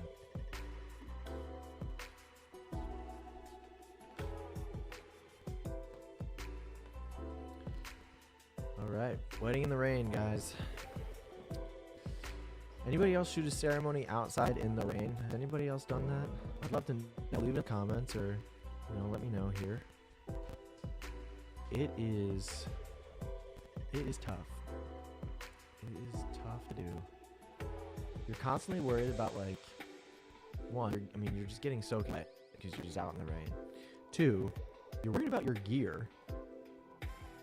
Like we shot a wedding a couple of years ago where we were in like the woods, nowhere, private backyard wedding, and this was early on in our career too, so we learned a valuable lesson. But shoot the wedding, it's a nice day, it's humid, it's August, and all of a sudden we're at the ceremony and it's an open field, and all of a sudden torrential downpour. It's like God dumped buckets of water on me, and everybody was dripping head to toe. And turns out my 5D Mark III completely fried, completely broken, and we did not bring it back up. We were stupid, and we were very early on in our career at that point, so now we always bring it back up. But yeah, my camera broke. It rained so hard that it broke my camera. And I think it broke the videographer's camera as well, if I remember correctly. Yeah, so it rained. I get nervous in the rain now, so it's makes for good memories though, because the images from the ceremony are really cool. Because like the bride and groom are just drenched, and there's umbrellas, and the bridesmaids and groomsmen are completely drenched too. It's just a cool photo, cool memory. But yeah, you get worried about your gear for sure, especially for us when we were doing photo and video on this wedding day. So we had our team had 5 cameras out in the rain. A lot of cameras to manage and all that, but Vernon's saying COVID made me do micro weddings. Turnaround times are faster, under promise, over deliver. My micro weddings, word of mouth marketing improved my bookings. Yeah, that's awesome, man.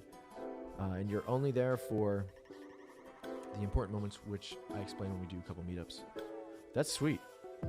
I love that. That's so great. Yeah, it seems more manageable too from like a business perspective. You're not burnt out as much.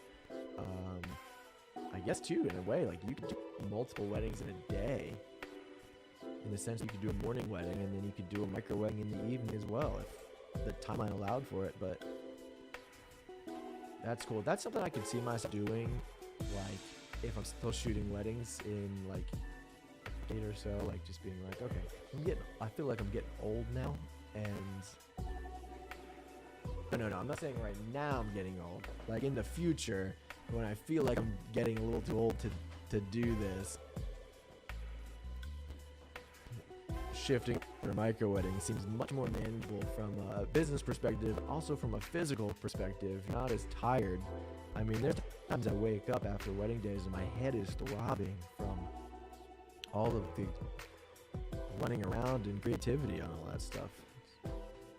Paige says she wants to do micro weddings, but it's not that big of a market here in northern Michigan. Really? I'm actually surprised by that. I would think that there would be like a big market for like micro weddings and small weddings, like in the woods, and like I don't know, like I feel like that would definitely be a thing in Michigan. I don't know. I've been to Michigan twice in my life, so I don't know. Don't know if that's actually a thing, but on the few micro weddings we shot, they were all a great time, and much easier than the traditional. She's blanking. I'm gonna delete that. Then the giant weddings that we do. The giant weddings are a lot of fun too. I love a good dance floor, so I love when people are partying and going nuts on the dance floor. It's fun to shoot. I feel like you don't get those all that often at a micro wedding. But hey, what do I know? I don't shoot micro wedding.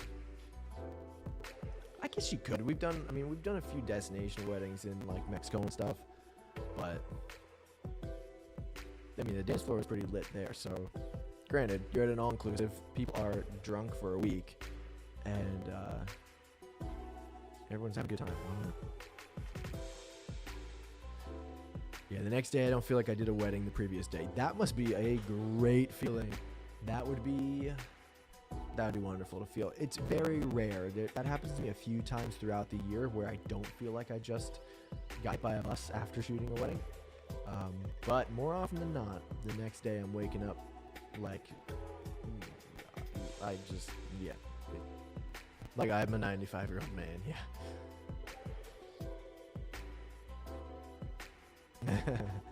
Steph says I'm whiny after the day after. That is true, I think. No, that's gonna be a black and white image too.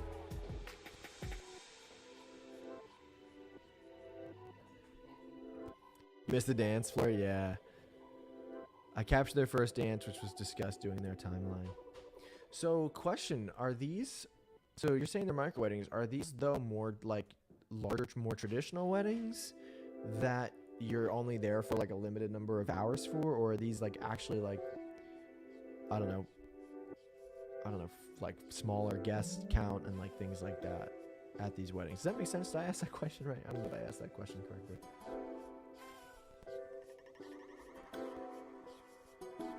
Sounds like they still have a dance floor, but you're just not there to capture those moments or events on the dance floor. Other than like the first dance, maybe some parent dances, things like that. Right? Let's center this out.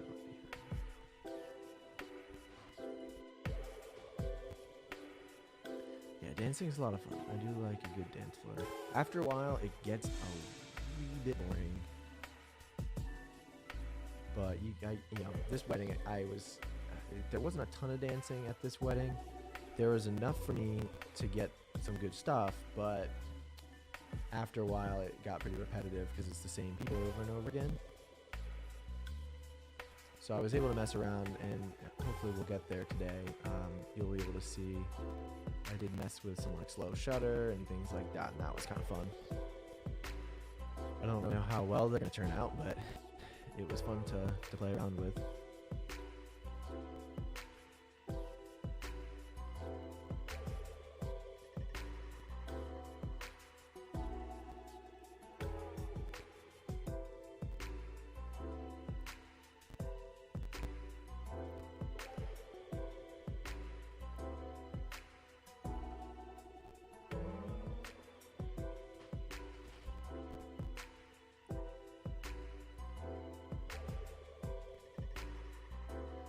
Yeah, they definitely feel like a wash sometimes.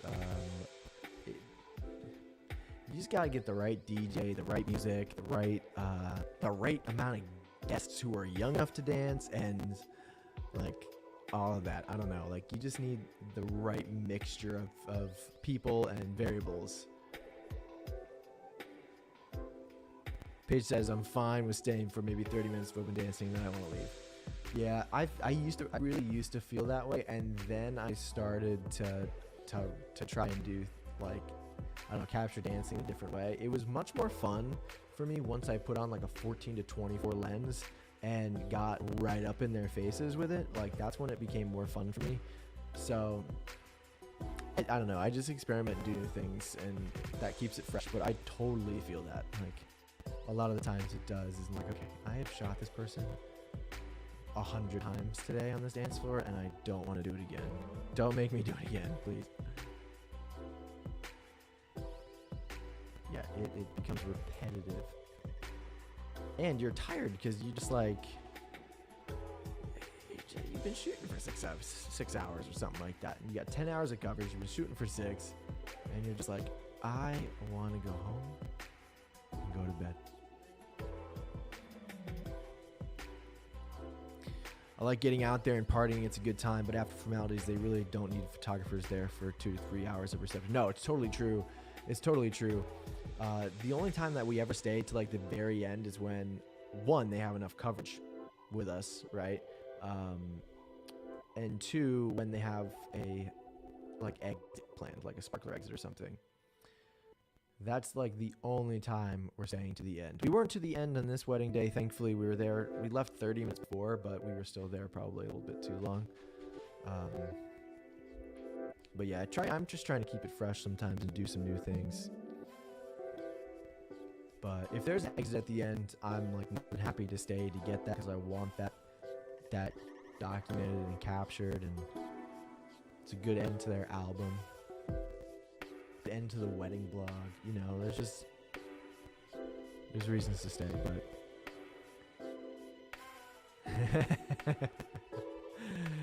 yeah, I feel this. Yeah, I feel that. There's times I'm like ready to go, and I mean, there's times I feel bad because I feel like I'm standing around. Like I don't want to look like I'm just over here twiddling my thumbs trying to figure out what to do. I know what to do, but I've just done it so much that I don't need to do it anymore. Just let me go home. I want to go home. Wish I could insert memes or GIFs into this. Just Kevin Hart screaming.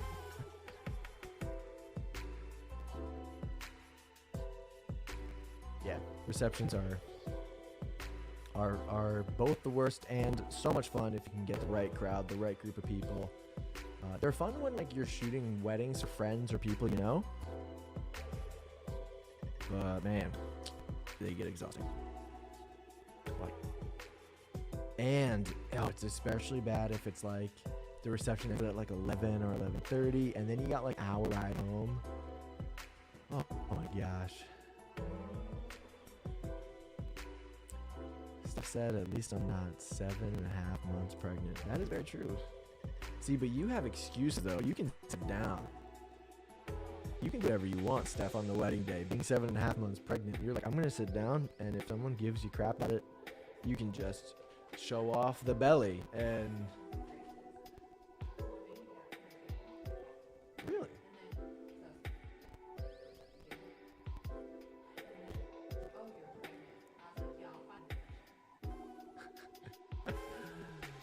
someone made you get up while they even said you were pregnant. That's so mean. I have 4 friends' weddings between this year and next year, and those should be fun. That does sound like fun. Shooting for friends is so fun because, especially when they're paying you, because one, it means they value you and your work, respect you in business, and 2, it's like you get to spend more time with them than if you were a guest. As the photographer, you get to spend all the time with them. So we love Shoot for Friends because it's like, hey, like, yeah, we want to enjoy your day. Yeah, sure, it would be nice to not have to work it, but we get to spend so much time with you that we get more time with you than if we were guests. So yeah, we love Shooting for Friends. And we do give a little discount if we're shooting for the right friend, depending who it is. Yeah, it's so fun. And then you feel like you're a guest, like, and a photographer, like you're there.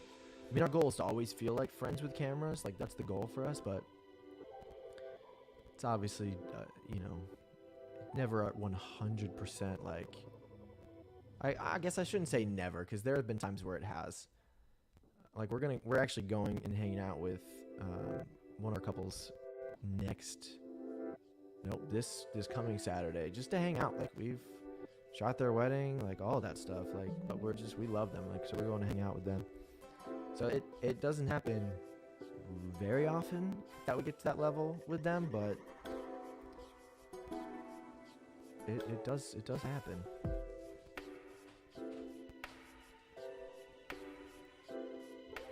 Guys, we're like 3/4 of the way there.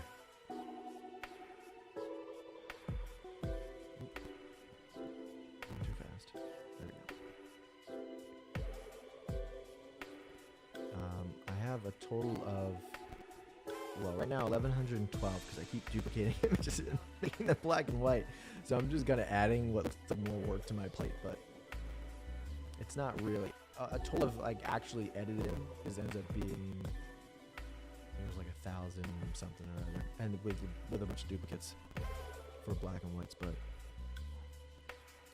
because, like, how can I not make this black and white? I gotta do that, right? Like, it's a great color. It's probably gonna be good black and white too.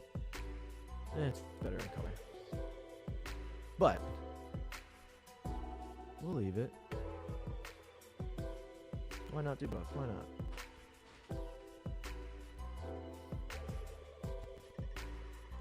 I met a very nice couple during this ceremony who kept handing me paper towels to wipe my head and face off. It was great. They were so friendly.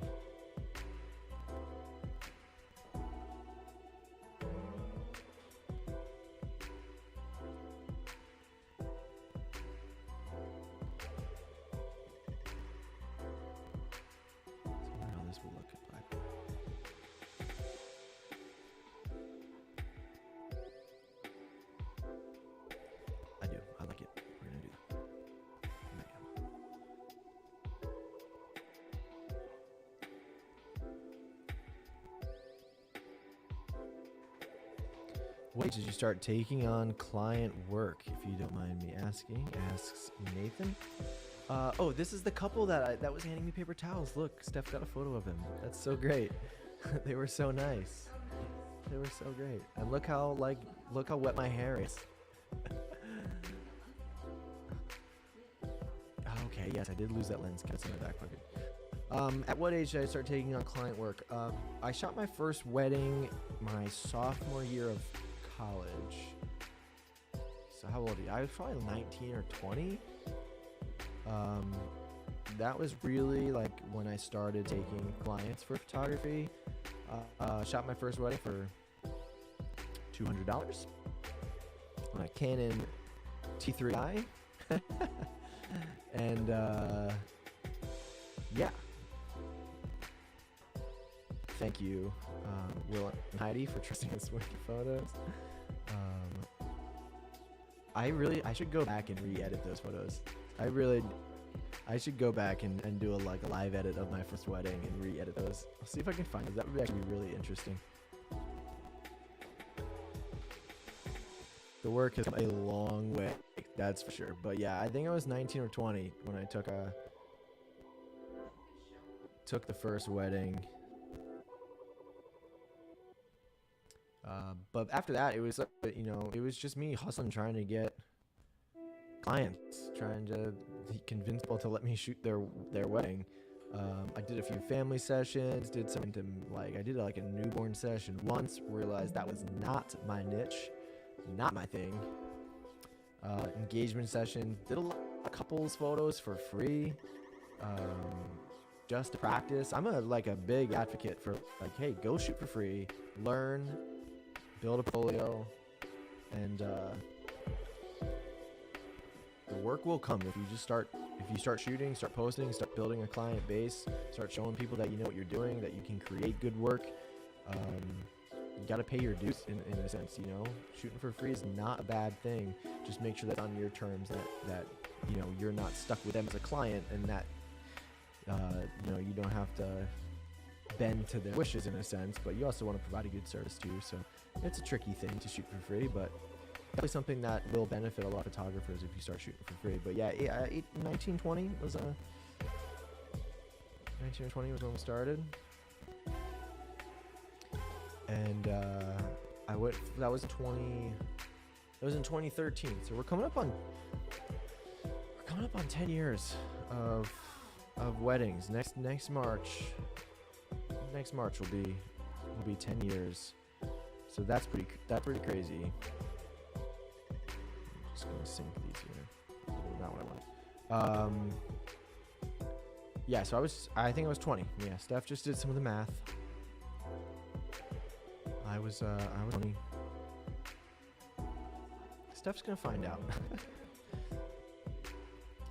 Yeah, it was 2013. So after, no, I just know we're coming up on 10 years. And it grew pretty steadily. I mean, I think we shot 3 weddings that year. We shot 4 weddings that year, sorry. She's correcting me. Then we went down to 3. And then I think we went up to 10. So it just kind of built on itself. Then we ended up doing 20, and then we ended up sitting around 25 to 30 at this point. So this year we have about 30 weddings. Slowly increasing price throughout the process. Yeah, I just remember I don't know, in 2013, 2014, just seeing people like Caitlin James and Amy and Jordan and Jasmine Starr and like that, who are in the wedding industry,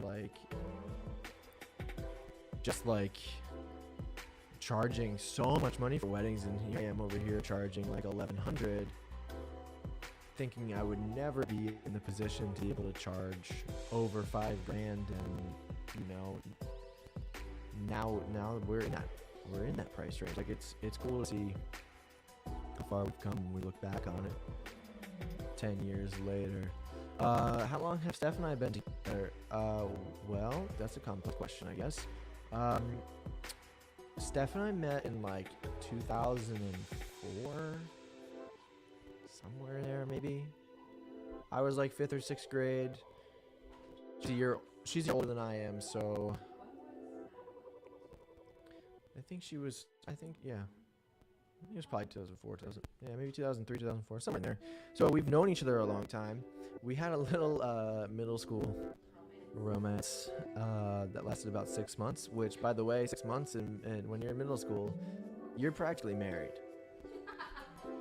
Okay. Yeah, you're practically married when you're in middle school and you're together for that long. Then we remained friends for a few years. Since my 10th grade year, sophomore year. I think was it 2009, Steph? I think it was 2009. I should know this. 2009, we officially like started dating again, for real this time, because we weren't in middle school, and we could drive, and we had our own cars. So yeah, 2009. So it's been. Bad at math, guys. Is that 14 years? 15 years? No, that's not right. 13 years. 2009. We've been together since 2009, so... Sorry, people on here. You're not hearing half the conversation I'm having with my wife behind me. 13 years. Yeah, so it's been a long time. We got married in 2015, and baby boy is coming in July. So our journey has been quite long. We've known each other longer than we have known each other in our life, which is pretty crazy to say.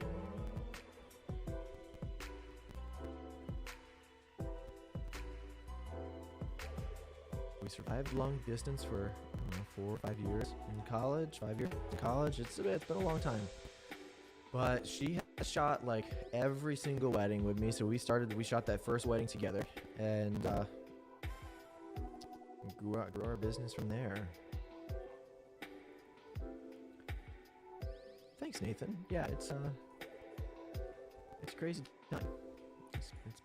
It's crazy looking back on things. Alright, we are pretty done with this ceremony here. This is great. And we got 3:23. Been streaming for 2.5 hours here.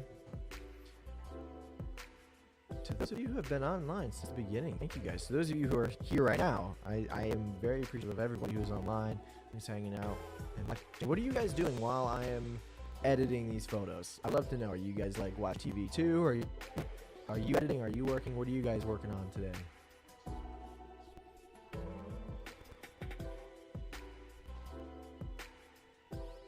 I need to get like a treadmill under my desk. I'm standing. I can use the stemmer. I need a little treadmill. My knees are getting, I need to bend my legs. I should do some squats.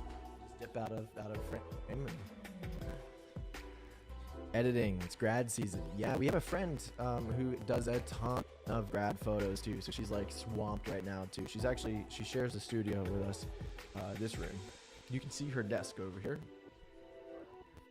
Sort of, but yeah, grad season. I hear it's crazy. I've never done grad photos like that. And I hear it's just an insane time of year to do that. Everybody wants photos, but I hear you can make a killing doing it. You can make a lot of money. Maybe someday. How long do sessions last for you for like grad sessions? Like how long do they last? Because in my head I'm like, there's no way I'd be able to shoot with a single person like that for like over an hour. I feel like I would just be stuck at like the hour mark, not knowing what to do. Talk about like forgetting posing. Like I can pose a couple all day, but when it's one person by themselves, like I'm like, oh my gosh, what do I do with you now? In case you're wondering how I photographed this image here, this is what it was before. This is it afterwards. We do have some on-camera flash, but to my right is a more powerful off-camera flash key light that's bouncing up into these white ceilings and spreading the light out across the room to give that, you know, light, airy, typical timeless look that we go for.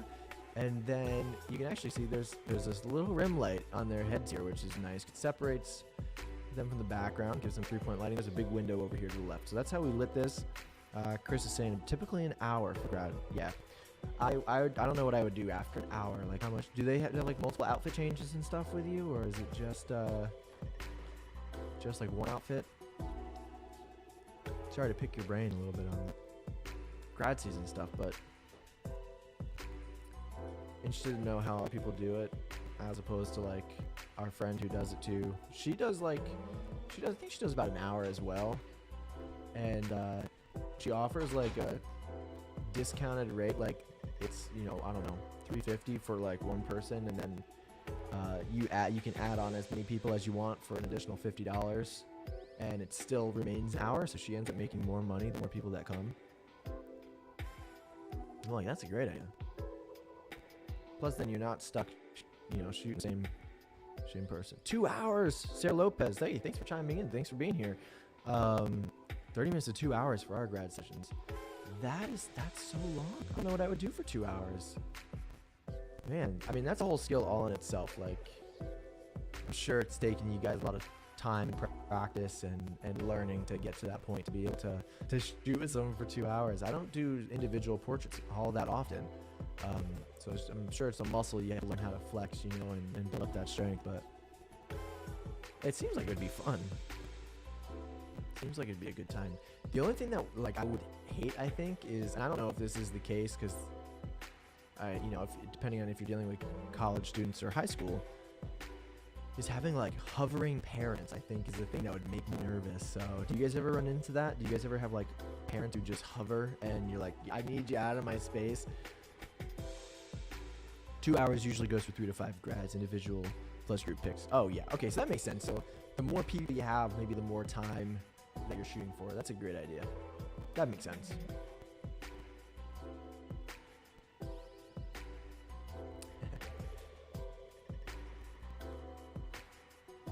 This kid was not happy. She did not like my camera. She did not like my camera. Me, I don't know. Maybe she just didn't like me.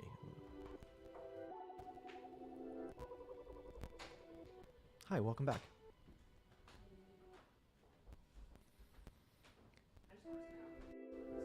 I did see that Amazon notification come in.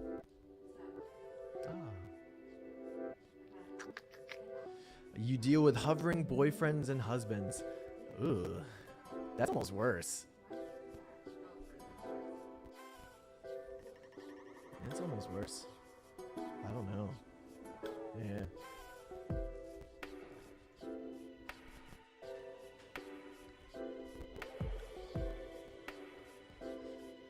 I mean, I guess we deal with some hovering parents and bridal parties sometimes at weddings, but it's still different.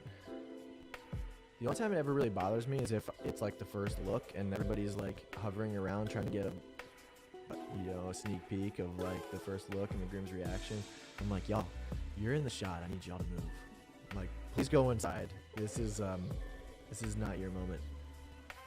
But yeah, hovering parents would not be fun. Hovering boyfriends and husbands. Do you ever have hovering wives or girlfriends? Or is it always boyfriends and husbands?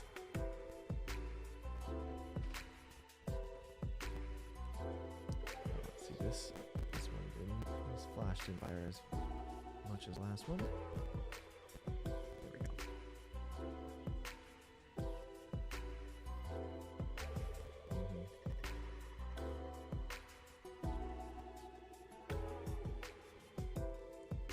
At this point in the day, I was so happy to just be inside. I was like so done with being in the rain.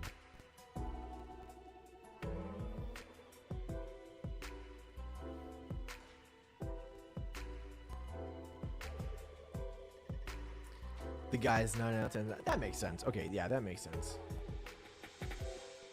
I wonder if it would be different, Chris, if like you were not a guy shooting. Like, if you know, I wonder if that would change things. But I get that. That makes sense now.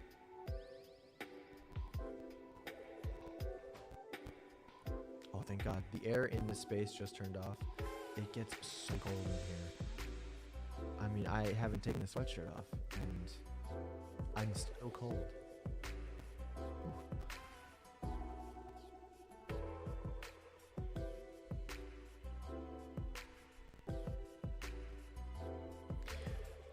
Oh, good question. Good question. Yes, so we do have the couple prepare a shot list for us.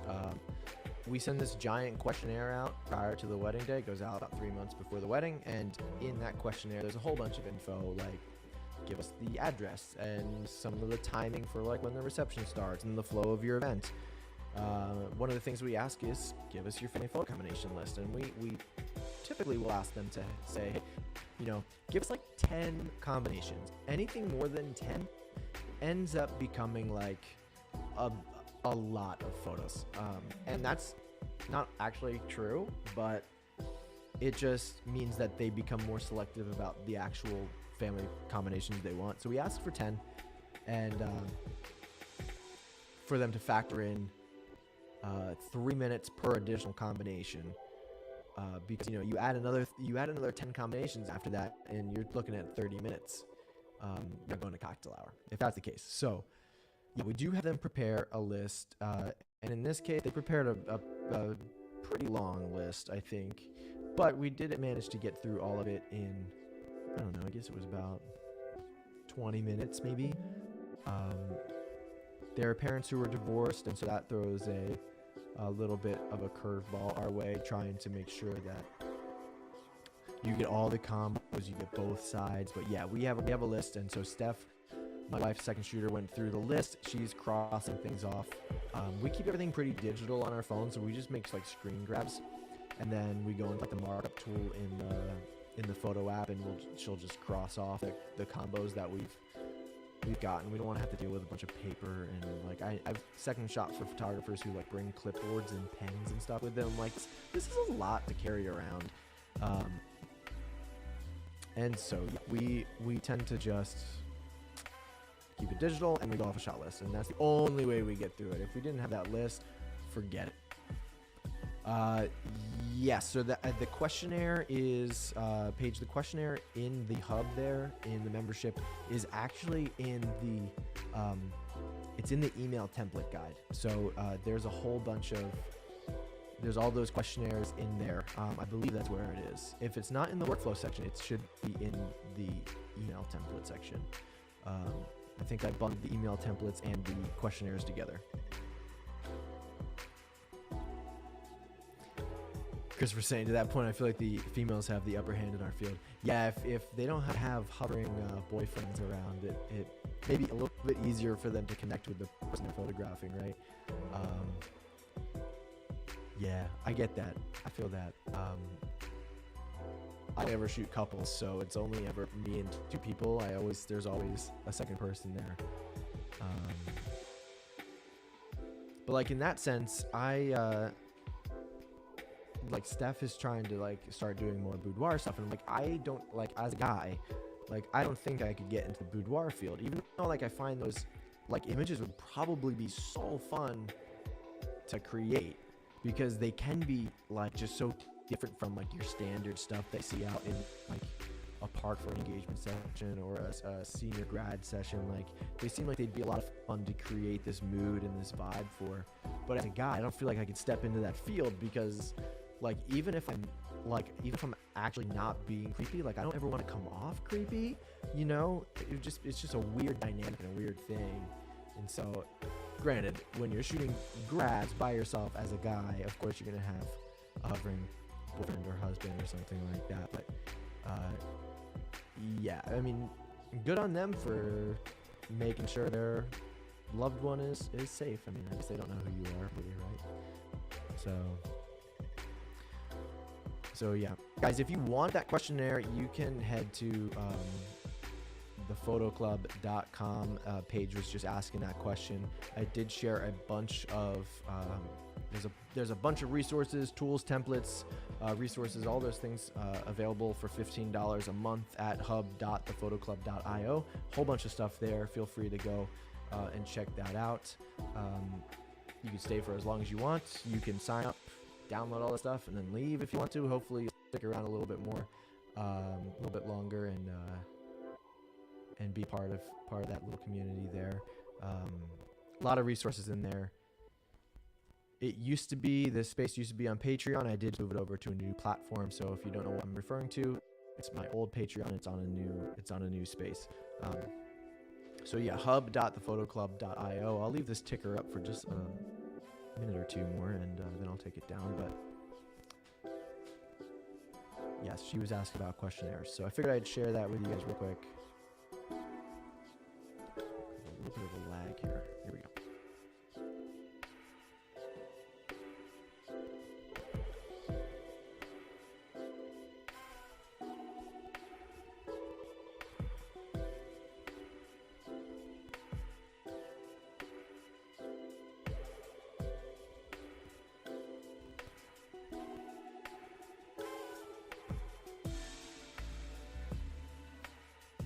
Do you want me to change the music?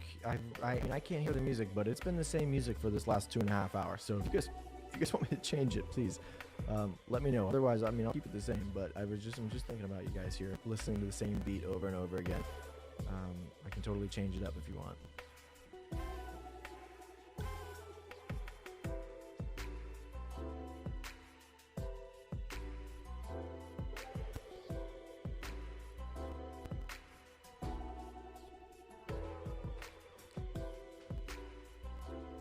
That's bright.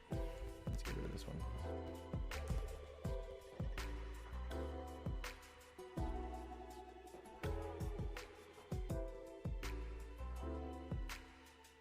Chris, Chris and Sarah, how many grad sessions do you end up doing like during this time of year?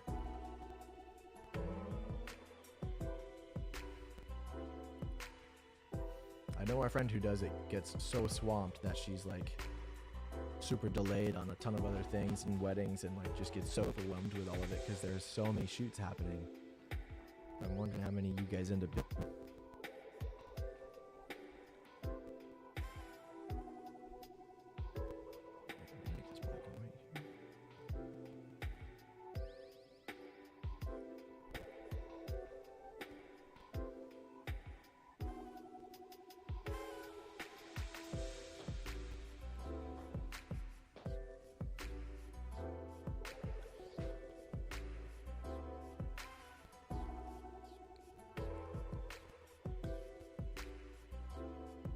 And while I'm asking questions here too, how can I improve these live stream sessions? This is really the only second live edit I've done with these full weddings. I'd love to know how I can, other than the audio, of course, which has been a problem today for some reason. I'd love to know what you think I could do to improve these live streams, because I want to do more of these going forward. I will be updating this software, spending some more money to get a higher quality stream and all of that, which should hopefully help with both visuals and sound, hopefully. But yeah, I guess if you have any ideas of what I can add into this, it can be anything. I'm open to all sorts of suggestions.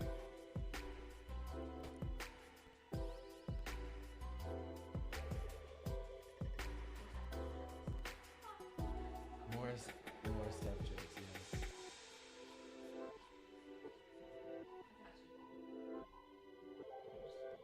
Got really bright on my face there. There we go. Nope. That's still really bright. Hang on.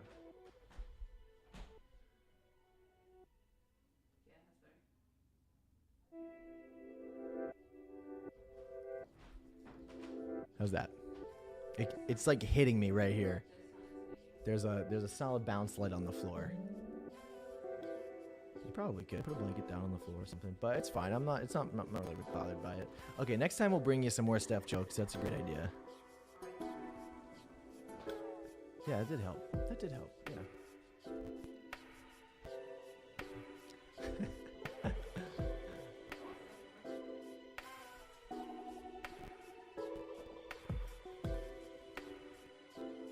think it'd be fun to try and like bring other photographers on again. I don't know if John Branch is still in this room, but John, we should do a dual live stream.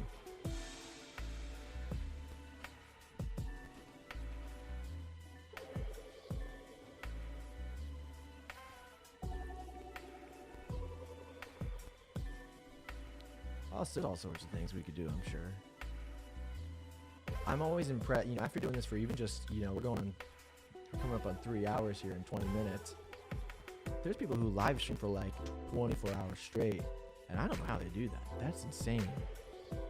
It'd be fun to try sometime, but that's an insane amount of time.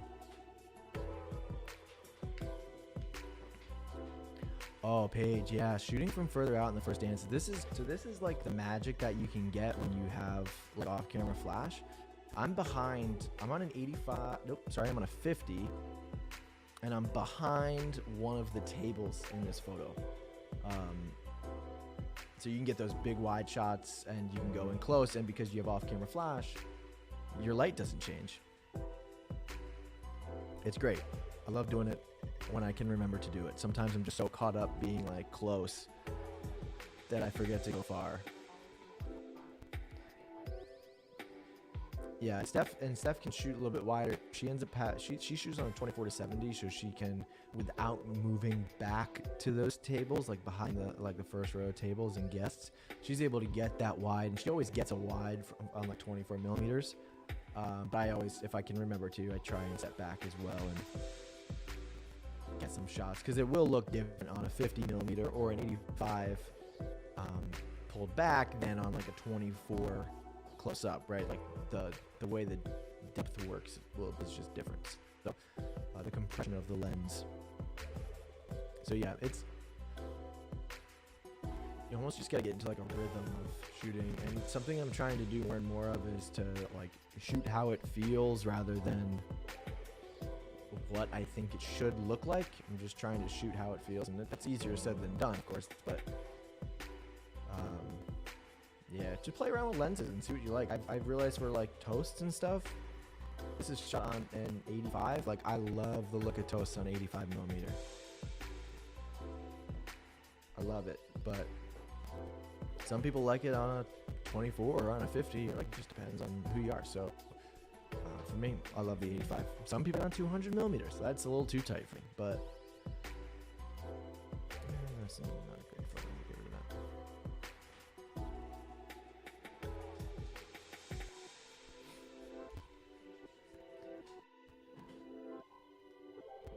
Yeah, the 85 is so magical. I shoot a lot of portraits on a 50, but the session I did the other day, I shot on a 40 millimeter. I got a new Sony 40 compact like prime, and so I took that out for portraits for the first time, but I brought an 85 because I figured a 50 would be a little bit too close in focal length, and I kind of switched back and forth between the 40 and the 85, and I loved the combination. So I have a session tonight as well, and I'm going to do the same thing because I just love the way it looked. And I'm like, I need to shoot more portraits on an 85. They just look so pretty. The compression is so nice. So yeah, I'd love to know. Let me ask, what is your go-to focal length? What is the lens you use the most? Whether it's on a wedding day or at a grad session or at an engagement session, what do you guys end up using the most as far as lenses go? I mean, there's wedding days where I can sit on a 50 all day long and have no problem. It's like the go-to for me, but breaking out the 85 sometimes during the toast is magical. I've also started shooting, ever since I got this 40 millimeter, I started shooting some dancing on it as well, instead of shooting at like 50 or shooting at my 14 to 24. It's kind of nice middle ground when there's not too much partying happening, but enough dancing to where I don't want it to be, too tight or too wide, So I like experimenting and trying some new things with lenses and stuff like that too, but Paige, you said you did the first half of my last engagement session with the 85 and then switched to my 50, but I usually use my 50. Yeah, I just love the 50. It was the 50 was like the first prime I ever got. I had the 50 1.8 from Canon, And I think I just grew so accustomed to using the 50 that, like, what am I gonna, what else? Why do I need anything else? The 50's great. Like, if I need a wide shot, I can back up a few steps. If I need a close up, I can just walk closer. Like, it's a great lens. But the Sigma, I have the Sigma 50 Art, and that lens is so sharp, and the color's great, and like, yeah, it's just a great lens all around. I thought I just edited this photo. Our time sync is slightly off still. All good.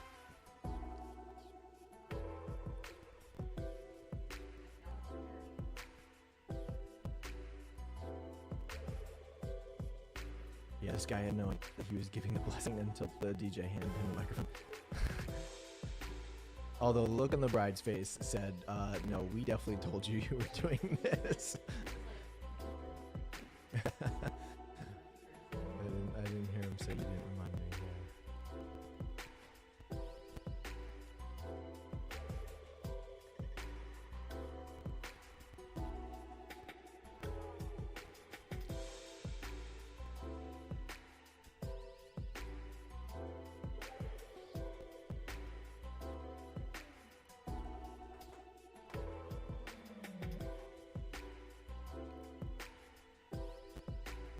See, I couldn't get in the shot without the 50. I'm like, feel like I'm able with them, but like, I'm not that close to the table. I mean, I get pretty close sometimes, but hey, I mean, it's the only way to get a shot like this is to get close.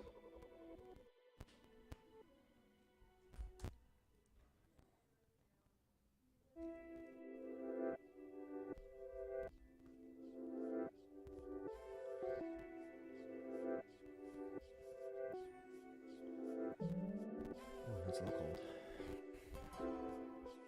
There we go.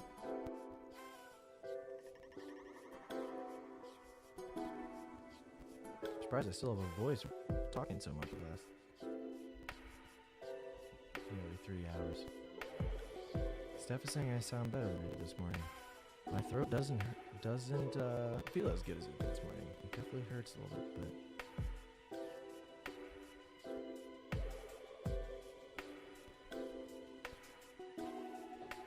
we are almost there.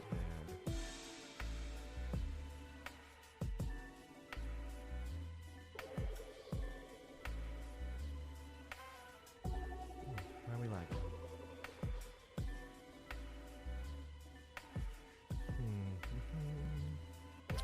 Come on, Lightroom, you can do it. Okay, I think I might have to restart Lightroom real quick. I don't know what just happened. Give me a quick second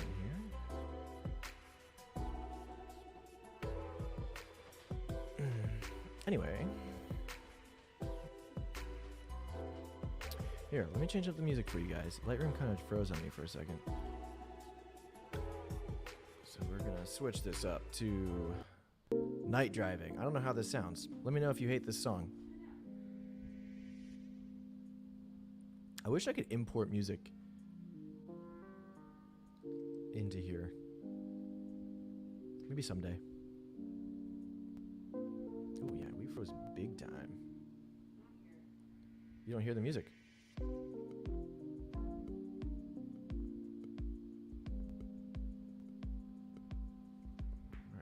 Had to force quit, so hopefully nothing went wrong with the catalog.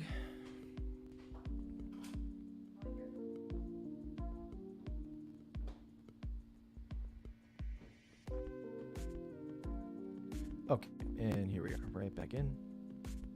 There we go. We have fixed it. There's no music. What? Here, I'll change it. I'll change it to something else. I'll go daydreaming. I hit play. It should be playing. It is now? Okay. Okay, so Night Driving apparently does not play. According to Steph. Maybe you guys heard it, but... Oh. Well, okay. Night Driving apparently does not work.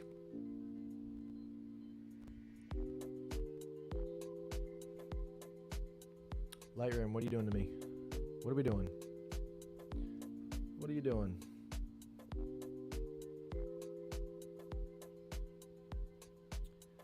Ooh, we're having a really hard time right now. What just happened? Well, if it happens again, I may have to just call it on the stream here. I was hoping to be able to get through all of it.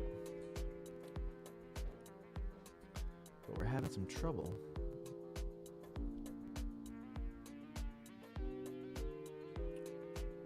Yeah, what is that about? Well, yeah, okay. As you can see, guys, it's not wanting to go to the next image. Okay, wait. Wait. Has anybody ever had this problem before? Do you know of a fix? Do you know how to fix this? Yeah, Lightroom got a little tired on me here. I can't even change modules. Yo, this is super strange. Okay, well, that's gonna be what it's gonna be, I guess. But I'm gonna call it here. I'm gonna call it. Thank you guys so much for hanging out. Sorry that we couldn't finish this wedding here. Maybe next time. One of these days we'll get through an entire wedding. But I think it was better with me editing the anchors before the live stream. If you would agree, let me know. If you disagree, let me know, please. And we'll do this again next week. I think that's my plan. Time of death 352. Yeah, seriously, we gotta call it. I really wish I could have gotten through all of this, but yeah, thank you guys so much for hanging out with me. Like, I really appreciate you guys being here. This was awesome. And yeah, I'll be back again next week. So keep an eye out on the channel for when that stream is going live. Chances are it'll be Tuesday around 1 p.m. We do have 2 weddings this weekend, so I don't know if maybe I'll do a second live stream later in the week. I don't know. Just keep a lookout for those and for emails, and you will get notifications too if you want to head down into the link in the description and sign up for this community. You can join a bunch of other photographers in the community that we're just hanging out, we're chatting, we're just posting recent work. There's gonna be some additions to this pretty soon that will start rolling out as more people join. But yeah, other than that, thanks for being here. I appreciate you guys, and have a great rest of your week.